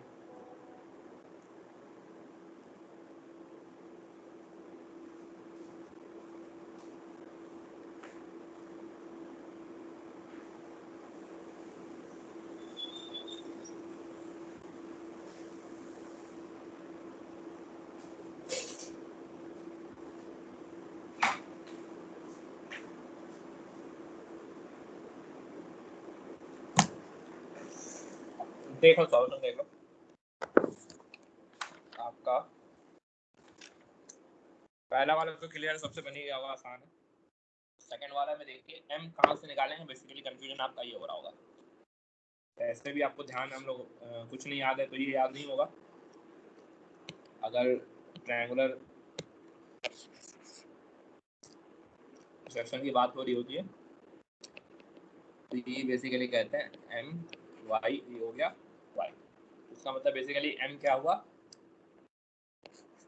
1 और m ऐसे लिखते हैं। यहाँ पे क्वेश्चन दिया है 1.5 हॉरिजॉन्टल और 1 वर्टिकल, इसका मतलब m इज इक्वल टू क्या 1.5। तो सिंपल है, फॉर्मूला में वैल्यू आपको सब्स्टिट्यूट करनी है। y c is equal to q की वैल्यू आपको यहाँ पे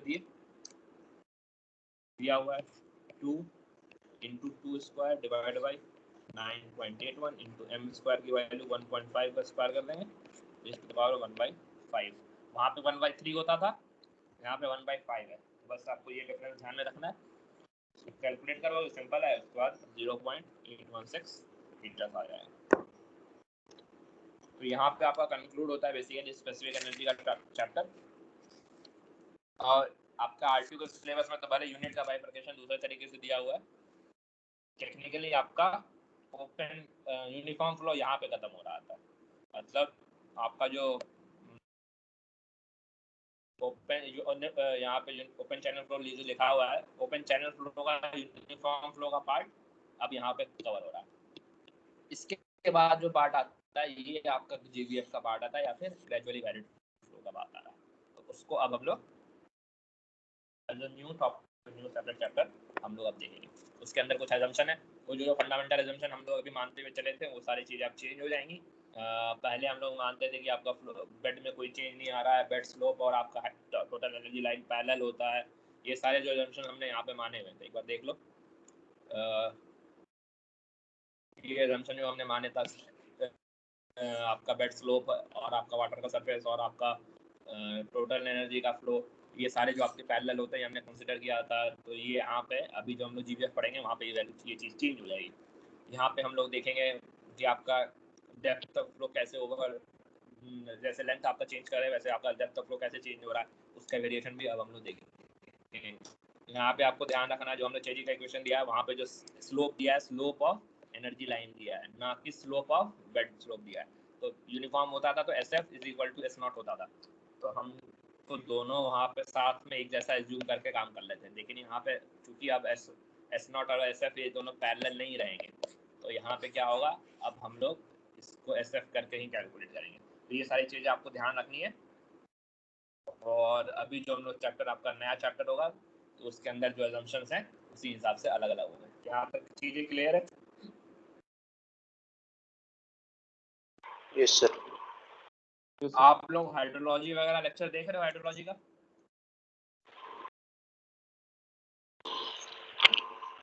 सर एक बार वो आपका जो यूट्यूब का वो नाम लिख दीजिए, मतलब उस टाइम पे हमने देखा नहीं था। जी है, नीचे यहाँ लिख दिया हमने। आप सर्च करोगे, ऐसे लिखना, लास्ट में लिखना अंकित IIT, तो आपको आ जाएगा। ठीक है, एक बार खोल करके अभी चेक ही कर लो, नहीं तो कई बार मिलता है, कई बार नहीं मिलता है। तो एक बार खोल के देख लो खुल रहा है कि नहीं खुल रहा। वो आपका हाइड्रोलॉजी का इसमें 20-22 लेक्चर जितने हैं वो आप देखो पहले, और उसके बाद हम बताते हैं क्या करना है। इसका ग्रेजुअली वैलिड फ्लो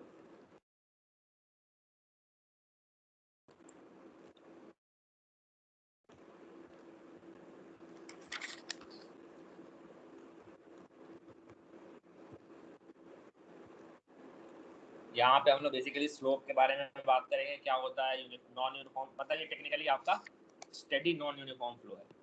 आप जो अभी तक पढ़े थे यूनिफॉर्म फ्लो पढ़ रहे थे, ये हो जाएगा आपका स्टेडी। स्टेडी मतलब कि आपका टाइम के रिस्पेक्ट में कोई चेंज नहीं हो रहा है, लेकिन लेंथ के रिस्पेक्ट में आपकी चीज़ें यहाँ पे चेंज होगी। एक हो गया स्टेडी नॉन,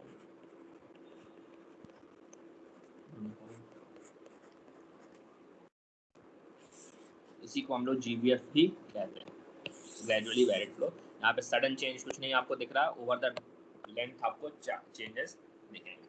ठीक है, इसके कुछ असम्पशंस वो हम लोग डिस्कस करते हैं और आगे बढ़ेंगे।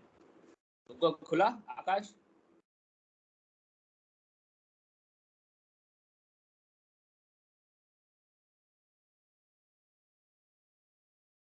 सर अगर YouTube पे सर्च करते हैं तब तो इस तरह से खुल रहा नहीं है वहाँ पर।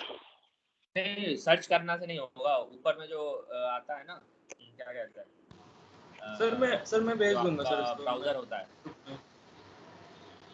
Yes sir yes. ब्राउजर पे आप लिखोगे तो वहाँ पे आ जाएगा। ठीक है, सर्च करने से शायद नहीं आएगा, पता नहीं, इसका हमको भी सिस्टम ठीक से समझ में नहीं आता है क्या है। तो ब्राउजर में आप टाइप करोगे तो वहाँ पे आ जाएगा। ठीक है, ठीक है। सर अब मैंने हम लोग व्हाट्सएप यहाँ पे पे लिंक शेयर कर दिया है। क्या कर दिया? व्हाट्सएप पे लिंक शेयर कर दिया है, अब उस लिंक से इजीली खुल जाएगा। ठीक ठीक। कहाँ थे हम? हाँ, इसके assumptions की बात कर रहे हैं हम। तो इसमें हमने आपको सबसे पहले बताया ग्रेजुअली चेंज हो रहा है, तो यहाँ पे सबसे पहले तो यही पहला assumption ये होगा, मान लेते हैं ग्रेजुअल चेंज है। इसका मतलब ग्रेजुअल चेंज है मतलब हाई कर्वेचर का जो रीजन होगा उसको आपको इग्नोर करना है। तो सब इसका मतलब ग्रेजुअल हम लोग RVF पढ़ेंगे, रैपिडली, वहाँ पे हम लोग हाई कर्वेचर का रीजन को कंसिडर करेंगे। जो आपके जंप वाला पार्ट आता है, हाइड्रोलिक जंप, वहाँ पे जब स्टडी करेंगे वहाँ पे हम लोग हाई कर्वेचर को देखेंगे। अभी जो हम लोग नॉन यूनिफॉर्म फ्लो GVF देखेंगे, यहाँ पे देखेंगे GVF, यहाँ पे हम लोग हाई कर्वेचर को इग्नोर करते हैं। इग्नोर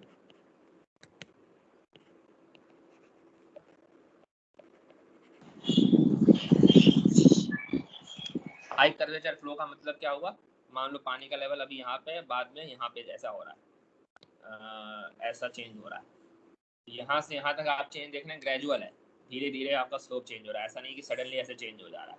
तो हम लोग पहला केस जो है ये वाला स्टडी कर रहे हैं, यहाँ पे नहीं, ये हम लोग आरवीएफ में स्टडी करेंगे जहाँ पे जंप वगैरह का केस होता है। तो कर्वेचर फ्लो का हाई वाला जो है उसको हम लोग इग्नोर कर रहे होते हैं, दूसरे वाले को स्टडी करेंगे। सेकेंड आपका एजम्पशन है, आपको ध्यान रखना है एनर्जी स्लोप जो होगा वो आपका बेड स्लोप से पैरेलल नहीं है। इसका मतलब आपका s naught will not be equal to s f. तो इसके हिसाब से अगर आप चेजी का इक्वेशन लिखते हैं तो एस एफ आपको पता है क्या था, एनर्जी का स्लोप था, अभी हमने आपको दिखाया भी था डायग्राम में, पर्टिकुलर हमने आपको डायग्राम में भी दिखाया था। ये एनर्जी का स्लोप एस एफ है, पानी का स्लोप एस डब्ल्यू है, और ये आपका बेड स्लोप का स्लोप है एस नॉट। ये आपको ध्यान रखना, ये तीनों अलग अलग होंगे इस पर्टिकुलर सिनेरियो में। तो इसके हिसाब से जब हम लोग फॉर्मूला आपका चेजी का तो और या फिर मैंने इसका तो वेलोसिटी हो जाएगा आपका C under root R, S not नहीं होगा, एस एफ लिखेंगे। एस एफ के हिसाब से उन्होंने डिफाइन किया था, हमने वहाँ पे एज्यूम कर लिया था कि बराबर होगा, और ये हो जाएगा 1/n r raise to the power 2/3 sf raise to the power half. ये दोनों इक्वेशन हो जाएंगे। इसको भी अगर हम लोग चाहे तो सिंप्लीफाई कर सकते हैं, constant into r raise to the power half और sf raise to the power half. दोनों ही सिनेरियो में आप देख रहे हैं एक कांस्टेंट आ रहा है, ये वाला सी चेजी कांस्टेंट ही समझना। दूसरे में भी आप यहाँ पे देख रहे हैं एक कांस्टेंट आर के साथ में ये दोनों एक कांस्टेंट का टर्म आएगा और साथ में आ जाएगा s f raise to the power half. तो ये इस टाइप का जो फॉर्मेट आएगा उसको ध्यान रखना होगा। तो टेक्निकली हम लोग कहेंगे velocity will be proportional to s f raise to the power half. इसका यूज आगे बहुत ज़्यादा पड़ेगा। अगेन यहाँ पे चैनल को स्मॉल मानते हैं, काइनेटिक एनर्जी करेक्शन फैक्टर 1 होगा, अल्फा को 1 मान लेंगे, तो इसको भी ध्यान रखना है। फोर्थ हो गया आपका रफनेस कोफिशिएंट जो होगा वो आपका डेप्थ ऑफ फ्लो से इंडिपेंडेंट है, मतलब n और c की जो वैल्यू है independent of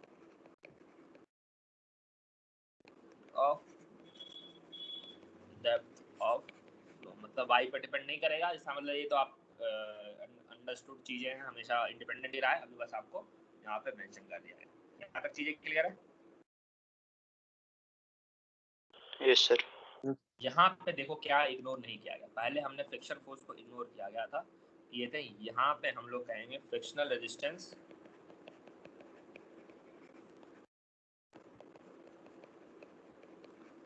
is important basically. तो यहाँ पे जब बात हो रही होती है, यहाँ पे बहुत लंबे स्ट्रेच की बात कर रहे होते हैं, 1 किलोमीटर 2 किलोमीटर ऐसा लेंथ की बात हो रही होती है। तो वहाँ पे चूंकि लेंथ काफ़ी ज़्यादा हो जा रहा था, तो हो जा रहा है, तो हम लोग यहाँ पे फ्रिक्शनल फोर्स को भी साथ में कंसीडर करेंगे। पहले वाले केस में जो होता था वहाँ पे क्या करते थे, आपका जो क्या क्या डिस्टेंस काफ़ी छोटा मानते थे, तो हम लोग टेक्निकली फ्रिक्शनल लेंथ को इग्नोर करते थे, और यहाँ पे चूंकि लेंथ काफ़ी बड़ा हो जाता है तो आप यहाँ पे फ्रिक्शनल लेंथ को हम लोग उस हिसाब से इग्नोर नहीं कर सकते। अच्छा, आप लोग को एग्जाम का क्या शेड्यूल है, कुछ पता है? मिड टर्म कब होगा ऐसा? No sir. सर दिया है आर्टिक हिसाब से जून में। नहीं, मिड टर्म कब होगा? जून में बोला था। मिड टर्म भी जून में होगा? एग्जाम का पता नहीं है, थर्ड सेमेस्टर का, पर अगस्त और सितंबर में दिया है सर, अगस्त के करीब, अगस्त से सितंबर में, फोर्थ का। अच्छा,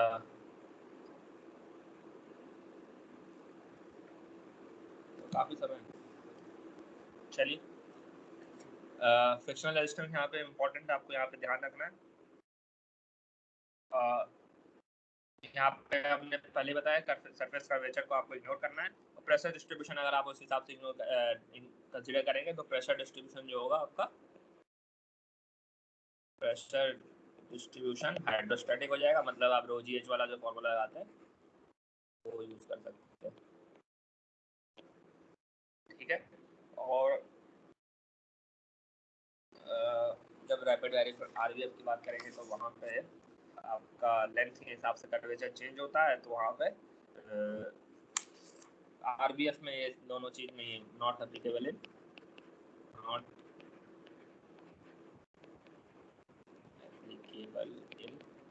आरबीएफ।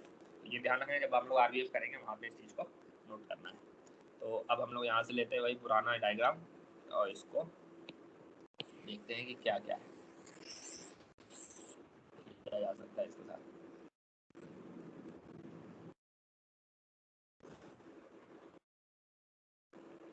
तो ये हमने पढ़ा था अभी तक, इसमें से जो जो चीज़ हमारे काम की नहीं उसको हटा देते हैं। प्रेशर फोर्स का काम नहीं है, जो F2 ये सब लग रहा था इसका काम नहीं है, इसका काम नहीं है। तो ये बचा, ये डायग्राम जो है आपको यहाँ तक चीज़ें दिख रही है।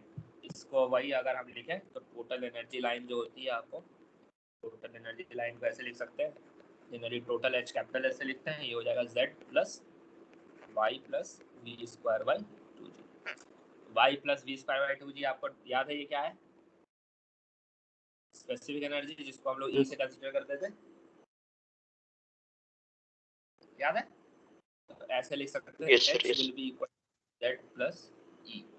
अब हम लोग इसको x के टर्म में डिफरेंशिएट करते हैं, तो dH by dx will be equal to dz by dx plus d by dx। अब dH बाई dx क्या हो गया? आपका स्लोप हो गया, इसको लिख देंगे SF, क्योंकि स्लोप आपका डिक्रीजिंग हो रहा है तो minus SF लिखाएगा। dz by dx आपका बेड स्लोप होगा, ये भी डिक्रीजिंग होगा तो माइनस S0 लिखा जाएगा, प्लस de बाई dx, क्योंकि इसका कोई लाइन वाइन होता नहीं आपके पास तो आपने इसको लिखा। तो अब हम इसको लिख सकते हैं, change in specific energy with respect to distance will be equal to S0 minus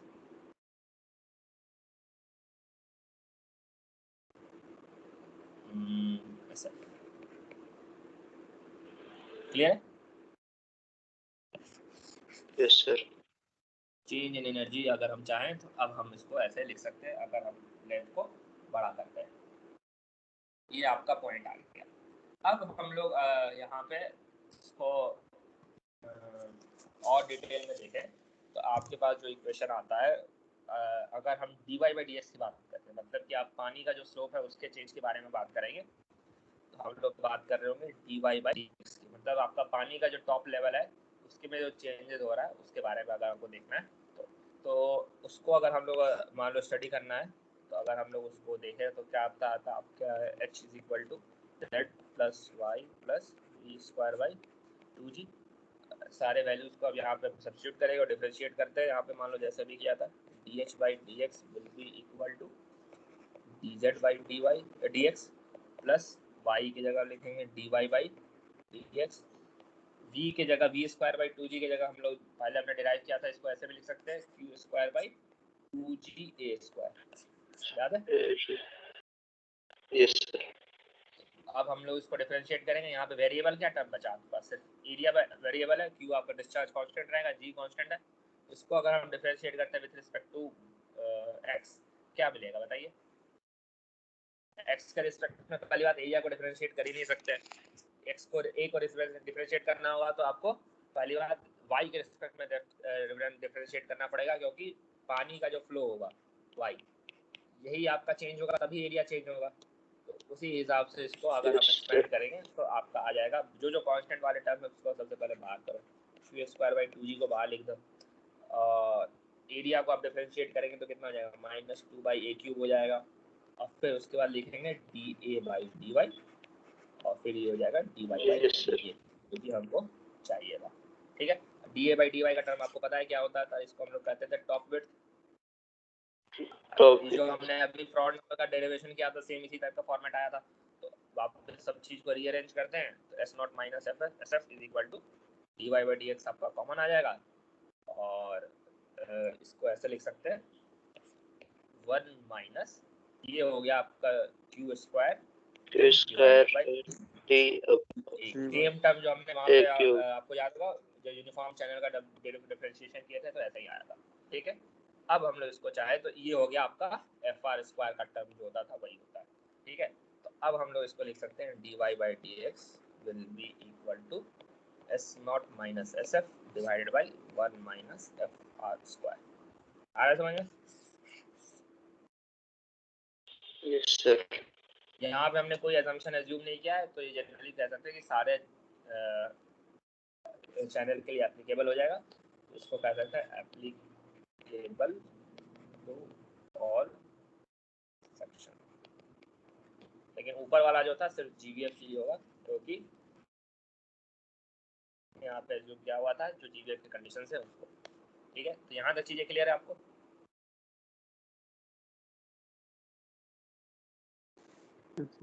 yes sir. हाँ, तो अब बेसिकली हम लोग जो बात कर रहे होते हैं पानी का स्लोप, वो यही स्लोप है dy/dx। तो dy/dx का जो स्लोप अगर हमको पता करना है, तो अब हमारे पास फ्रॉड नंबर पता होना चाहिए। फ्रॉड नंबर की वैल्यू आपको जो भी हो, नेगेटिव हो या पॉजिटिव हो, वहाँ से पता चल जाएगी। मतलब 1 - FR की वैल्यू अगर क्रिटिकल फ्लो है तो आपका फ्रॉड नंबर 1 से ज़्यादा हो जाएगा, तो टोटल नीचे का टर्म नेगेटिव हो जाएगा, और ऊपर का टर्म का अगर जो भी साइन होगा हमें पता है। तो हमें बेसिकली ये पता करना है dy/dx पॉजिटिव होगा या नेगेटिव होगा। पॉजिटिव होगा तो स्लोप का डायरेक्शन ऐसे या ऐसे बता सकते हैं।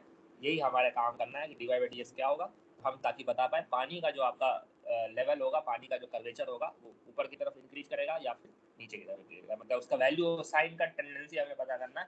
एग्जैक्ट मैग्नीट्यूड क्या होगा वो हमें जानने की जरूरत नहीं है, हमें बस ये पता करना है कि ऊपर पानी का कर्वेचर कैसा होगा, ऐसा जाएगा पानी या पानी ऐसा रहेगा, और कुछ नहीं करना। मतलब अगर आपके पास क्वेश्चन ऐसा है, जनरली इसमें क्वेश्चन ऐसे रहेंगे, पानी यहाँ पे डैम में आपका, यहाँ पे मान लो एक रिजर्वायर बना हुआ है, यहाँ पे डैम है, पानी यहाँ पे रखा हुआ है, तो आपको पानी यहाँ शुरुआत में जो पानी फ्लो हो रहा था वो इस लेवल पे हो रहा था। आपको पानी का बताना सरफेस ऐसा होगा, मतलब कि कर्वेचर ऐसा होगा, या फिर पानी का कर्वेचर ऐसा होगा। इसी में आपको पता चलेगा कौन सा पॉजिटिव स्लोप है, कौन सा नेगेटिव स्लोप है, यही आपको पता करना है। आपको ये लेवल भी पता होगा, ये लेवल भी पता करना होगा, बस आपको ये पता करना है पानी ऐसा रहेगा या फिर पानी ऐसा रहेगा। आ रहा समझ में? अगर स्लुइस के अंदर से पानी का फ्लो है, मान लो आपका पानी का लेवल ऐसा है, ये आपका बेड स्लोप है, पानी नीचे ऐसे यहाँ से जा रहा है, दूसरा पानी का लेवल यहाँ पे जा रहा है, तो आपको यही भी पता है ना पानी यहाँ से ऐसे जाएगा या फिर पानी ऐसे रहेगा। एनर्जी ऐसा होगा तो कौन सा जंप लगेगा, हाइड्रोलिक जंप होगा, पानी का कर्वेचर कहाँ होगा, ये सारे टाइप के शेप आपको बतानी है, शेप का टेंडेंसी बतानी है। तो इसके टेंडेंसी के लिए आपको ये जो इक्वेशन है, इसी इक्वेशन का यूज करते हुए साइन बताना है कि ये जो टर्म है आपका पॉजिटिव होगा या नेगेटिव होगा। इसीलिए हम लोग अभी S0 - S हम लोग यहाँ पे कैलकुलेट कर ही लिया क्या होता है, ये आपको पता है नीचे 1 - FR² क्या होता है। उसी को हम लोग देखते हुए यहाँ पे चीज़ों को प्रोसीड करेंगे। चीज़ें क्लियर है अभी?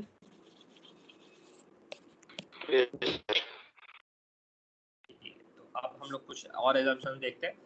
अच्छा ये बताओ, वाइड रेक्टेंगुलर चैनल है आपके पास, सारा हिसाब किताब हम लोग रेक्टेंगुलर चैनल का ही करेंगे। तो यहाँ पे आपको पता है अगर वाइड रेक्टेंगुलर चैनल है तो R हो गया आपका रेडियस होगा। आवाज नहीं आ रही है क्या हमारी? आवाज आ रही है? यस सर आ रही।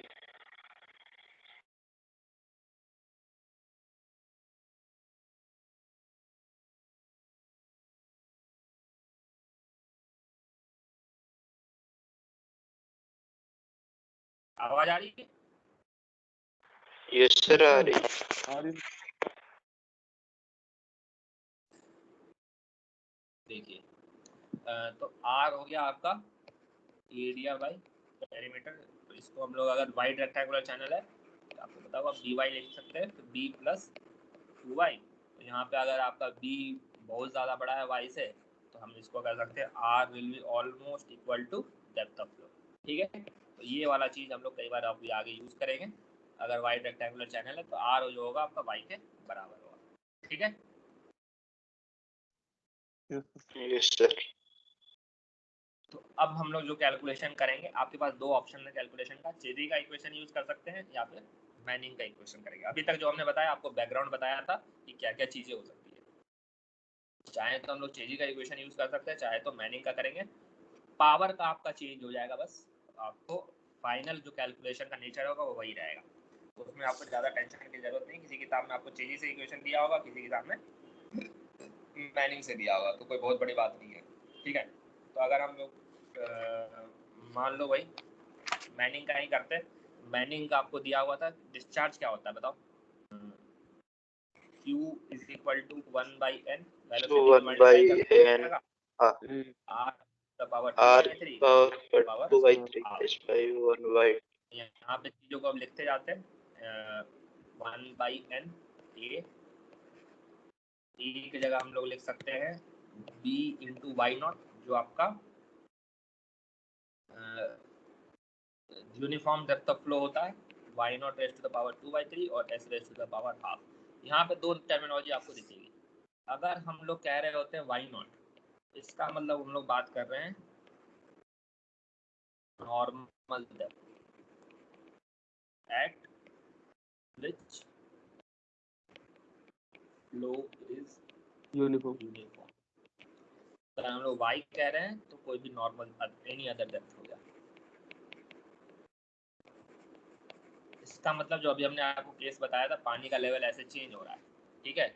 डिस्चार्ज अगर हमारा कांस्टेंट है तो इसके लिए करस्पॉन्डिंग नॉर्मल डेप्थ की वैल्यू एक ही होगी कहीं। मान लो यहाँ पे जो कि आपका पहले जिस वैल्यू पे मेंटेन हो रहा था पानी का फ्लो, जहाँ पे हम लोग कह सकते हैं कि यूनिफॉर्म फ्लो था, लेकिन फ्लो अब यूनिफॉर्म से ग्रेजुअली वैरिड में चला गया।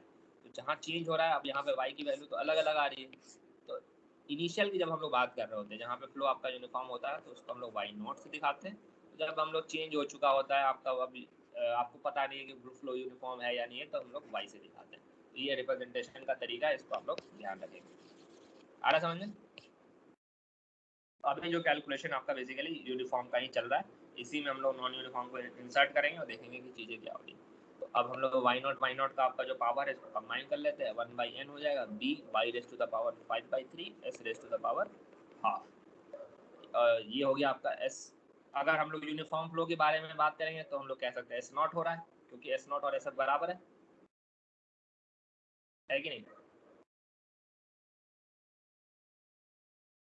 Yes sir. यूनिफॉर्म जब फ्लो हो रहा था तो हम लोग कहते थे s नॉट और s बराबर है, तो हम लोग s की जगह क्यों ना s नॉट लिखें यहाँ पे। अब दूसरा केस हम लोग देखते हैं जब फ्लो आपका यूनिफॉर्म नहीं है। फ्लो यूनिफॉर्म नहीं है तो चेंज क्या हो जाएगा, q तो वही रहेगा 1/n, b भी वही रहेगा, y अब यूनिफॉर्म नहीं है तो आप y नॉट नहीं लिखेंगे, बस 5/3 हो गया, और s नॉट नहीं लिखेंगे, s लिखेंगे, ये यस सर। अब चूंकि हम कह सकते हैं y q आपका दोनों कांस्टेंट है तो सारे टर्म आपके बराबर होंगे, तो ये और ये वाला टर्म का जो प्रोडक्ट होगा वो भी आपका सिमिलर आएगा। इसका मतलब ये लिख सकते हैं y naught raise to the power 5/3 into s naught raise to the power half will be equal to y naught raise to the power 5, y is equal to raise to the power 5/3 और sf raise to the power half. अब हम चाहें तो sf by s not को यहाँ से calculate कर सकते हैं, जो होगा y not by y raise to the power 10/3। Clear है? Yes sir. अब हमारे पास जो पुराना इक्वेशन जो हमने यहाँ पे ये कैलकुलेट किया था dy इज इक्वल टू ये वाला, ठीक है, ये याद है? सर अब हम लोग देखते हैं इसमें से हम लोग क्या क्या चेंज कर सकते हैं। इसमें से दो टर्म आए फ्रॉड नंबर का, या फिर फ्रॉड नंबर का कहो तो ये वाला टर्म है, इसको हम लोग थोड़ा सा मॉडिफाई करेंगे, और ये वाला ऊपर में जो नॉमिनेटर उसको मॉडिफाई करेंगे और इसको dy को लिखने की कोशिश करेंगे। तो नीचे वाला जो आपका टर्म था उसमें क्या था, q² डिवाइडेड बाई g⁴, इसको हम लोग चाहे तो आप ऐसे लिख सकते हैं। अगर हम लोग तो वापस वो करते हैं, एक्सपेंड करते हैं, तो q² b², टॉप विड्थ जो हो गया आपका क्या हो जाएगा, टॉप विड्थ आपका ब्रेथ के बराबर ही है क्योंकि डिवाइड रेक्टेंगुलर चैनल है। g एरिया क्या हो जाएगा आपका b³ और y³। यहाँ ध्यान रखना स्मॉल y³ में आपका वो नहीं ले रहे हैं, y नॉट नहीं है, ठीक है। इसको और सिंप्लीफाई करेंगे तो क्या क्या बचेगा, सारे b के टर्म कट जाएंगे, तो बचा क्या फाइनली आपके पास q² g इंटू y³।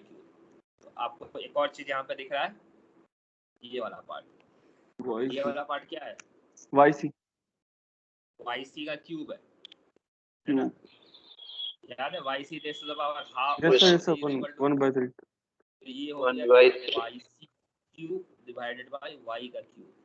तो इसको ऐसे भी लिख सकते हैं YC by y raise to the power 3। आया समझ में? Yes sir.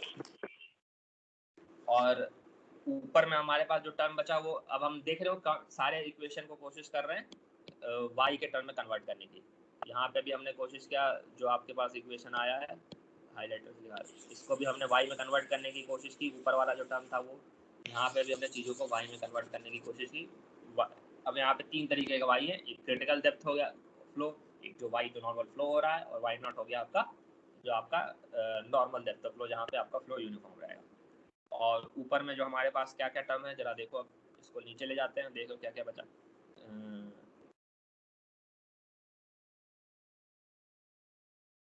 इसी इक्वेशन को ले जाते हैं नीचे, क्या क्या है यहाँ से।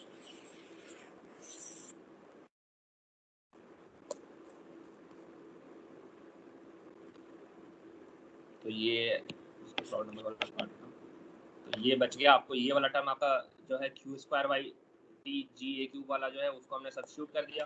देखो s naught by s f है, इसको अगर हम लोग वापस लिखें d y by d x is equal to, s naught को हम लोग अगर बाहर निकाल लेते हैं तो कैसे हो जाएगा, s naught minus s f by s naught divided by 1 minus q square t by g a cube. ये सारे टर्म हमने ऑलरेडी आपको किए हुए। कैलकुलेट क्या होता है वाई के टर्म में, d y by d x क्या हो जाएगा, तो s naught multiplied by 1 minus y naught by y raise to the power 10/3 divided by नीचे 1 माइनस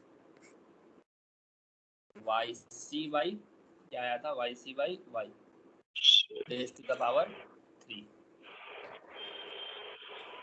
ठीक है, आया समझ में? Yes sir. थोड़ा चीजें अब ज्यादा कॉम्प्लिकेटेड हो गई, सिंप्लीफाइड हो गई, देखने में लग रहा हो कॉम्प्लिकेट हो गया, लेकिन चीजें अब थोड़ा देखोगे ना तो वेरिएबल आपके पास अब काफी लिमिटेड हो गए। अगर अब आपको पता करना है कि ये होगा क्या हमारा, अगर मान लो अगर आपको d y by d x के बारे में पता करना है, तो अब आपको ज़्यादा जानने की ज़रूरत नहीं है, आपको पता है एस नॉट, इसको आपका बस आपको पता क्या करना है, ये या तो पॉजिटिव होगा या तो नेगेटिव होगा, यही तो आपको जानना है। इससे ज़्यादा आपको अभी आप यहाँ पे इंटरेस्टेड है ही नहीं, तो आप क्या क्यों ना ऐसा पता कर लो कि अगर हमारे पास वाई नॉट बाई वाई अगर आपको पता चल जाए कि कौन सा इन दोनों में बड़ा है, और वाई सी बाई वाई में आपको पता चल जाए इन दोनों में कौन सा बड़ा है, तो आप देख लोगे साइन का क्या होगा, क्योंकि पावर कुछ भी हो कोई फर्क नहीं पड़ता, 10/3 हो 3 हो 4 हो 5 हो, उससे कोई मतलब नहीं है, क्योंकि आप कैलकुलेशन तो कर ही नहीं रहे हैं यहाँ पे। आपको बस पता करना है साइन क्या होगा, तो आपको बस ये पता करना है 1 से बड़ा होगा या फिर 1 से छोटा होगा। अगर आपको पता चल गया ऊपर वाले का साइन प्लस होगा या फिर माइनस होगा, नीचे वाला साइन प्लस होगा या तो माइनस होगा, इन दोनों में से जो चीज़ पता चल जाएगी आप आराम से ये इसका स्लोप का डायरेक्शन ही प्लस होगा। यहाँ तक चीजें क्लियर है? Yes sir. तो अगर हमने मैनिंग से कैलकुलेट किया है तो ये जो पावर 10/3 है, चेजी से कैलकुलेट करेंगे तो ये पावर 3 हो जाता है। बस यही अंतर होता है चेजी और मैनिंग के कैलकुलेशन में, और कोई अंतर नहीं है। समझ में आ रहा है? मोर और लेस आपके लिए अब ध्यान में रखने वाली कौन सी बात हो गई, ये वाला equation dy by dx will be equal to s naught, ये हमेशा पॉजिटिव ही होगा, इसमें कोई चेंज होगा नहीं, minus y naught by y, इसका एक पावर होगा, लेट से पावर को हम कह देते हैं n, और नीचे कह दो 1 minus y c by y raise to the power n। अगर हम लोग मैनिंग की बात कर रहे होते हैं और अगर हम लोग मैनिंग और चेजी की बात होती है, मैनिंग के लिए n is equal to 10/3, m is equal to 3, Chezy के लिए n इज इक्वल टू भी 3 होता है, m इज इक्वल टू भी 3 होता है। तो आप डिराइव करो नहीं करो कोई फर्क नहीं पड़ता है, पावर कितना भी हो, 1 से ज़्यादा पावर हो तो कोई फर्क नहीं पड़ता आपको, क्योंकि आपको बेसिकली साइन ही तो पता करना है, तो कोई खास मतलब नहीं है। बस हमने आपको यहाँ पे बता दिया, अगर एग्जाम में डेरिवेशन चेजी का पूछे तब आप वहाँ से चेंज कर सकते हैं। तो यहाँ तक चीज़ें क्लियर है? Yes sir. अगर आपको कंफ्यूजन है तो बताइए, इसके बाद आगे का टॉपिक आज हम क्लास थोड़ा जल्दी कंक्लूड करेंगे, 11:30 से एग्जाम है आपके फाइनल ईयर वालों का, तो उसमें हमको थोड़ा सा ऑक्युपाइड रहेंगे। आप ये जीवीएफ का बेसिक इंट्रोडक्शन यही है। नेक्स्ट क्लास से हम लोग वही अब साइन कैसे प्लस माइनस होगा, एक दो एग्जाम्पल लेके चेक करेंगे, माइल्ड स्लोप होगा तो क्या कहते हैं स्लोप आपका माइल्ड, स्टीप, क्रिटिकल, हॉरिजॉन्टल, इस टाइप के अलग अलग क्लासिफिकेशन है, वो सारे चीज़ें हम लोग देखेंगे। और स्लोप का कर्वेचर फाइनली कैसा बनेगा वो हम लोग देखेंगे, जो उसके साथ लगभग आपका क्या है 3, 6 और 7, 8, 9, 10, 11, 12 तरह के आपके कर्वेचर के प्रोफाइल हो गए, वो हम लोग देख लेंगे और आपका ओवरऑल ये वाला टॉपिक कवर हो जाएगा। आ रहा है समझ में? सिलेबस में देखें तो अगर हम लोग हाइड्रोलिक रैपिड क्रिटिकल स्लोप क्या होता है वो आपको बताना है, क्लासिफिकेशन और surface curve in trigonometric challenge and elementary computation, तो ये हमने आपको बताना है। मोर और लेस हमने उसका जो ग्राउंड वर्क हो गया वो आपका बता दिया कि ऐसे चीज़ें होंगी। अब हम लोग नेक्स्ट क्लास में फाइनल जो इसका एप्लीकेशन है उस पर जाएंगे और उसको फाइनल जो है आपको बता देंगे कि क्या क्या होता है। चीज़ें क्लियर है? आपको कुछ पूछना है तो बताइए। इसमें अगर आपको कुछ नहीं समझ में आ रहा है तो आपको ये फॉर्मूला खाली बता देना। अगर अभी हमने जो कैलकुलेशन किया उसमें कुछ नहीं समझ में आया तब भी अगर आप ये ध्यान रखोगे तो हो जाएगा, क्योंकि फाइनल रिजल्ट यही है। आपको इसी से आपको पता करना है कि dy/dx प्लस होगा या माइनस होगा, और कुछ नहीं करना। ठीक है सर, एक डाउट था सर। हाँ बोलिए सर, एक ये वाली सारी इक्वेशन सिर्फ नेचर ऑफ फ्लो डिटरमाइन करने के लिए हैं। हाँ, नेचर ऑफ कर्व डिटरमाइन करने के लिए आपको फाइनल कैलकुलेशन फिलहाल फाइनल कैलकुलेशन और जो पार्ट है वो हम बताएंगे, देखेंगे पहले आपको सिलेबस में नॉलेज ओके।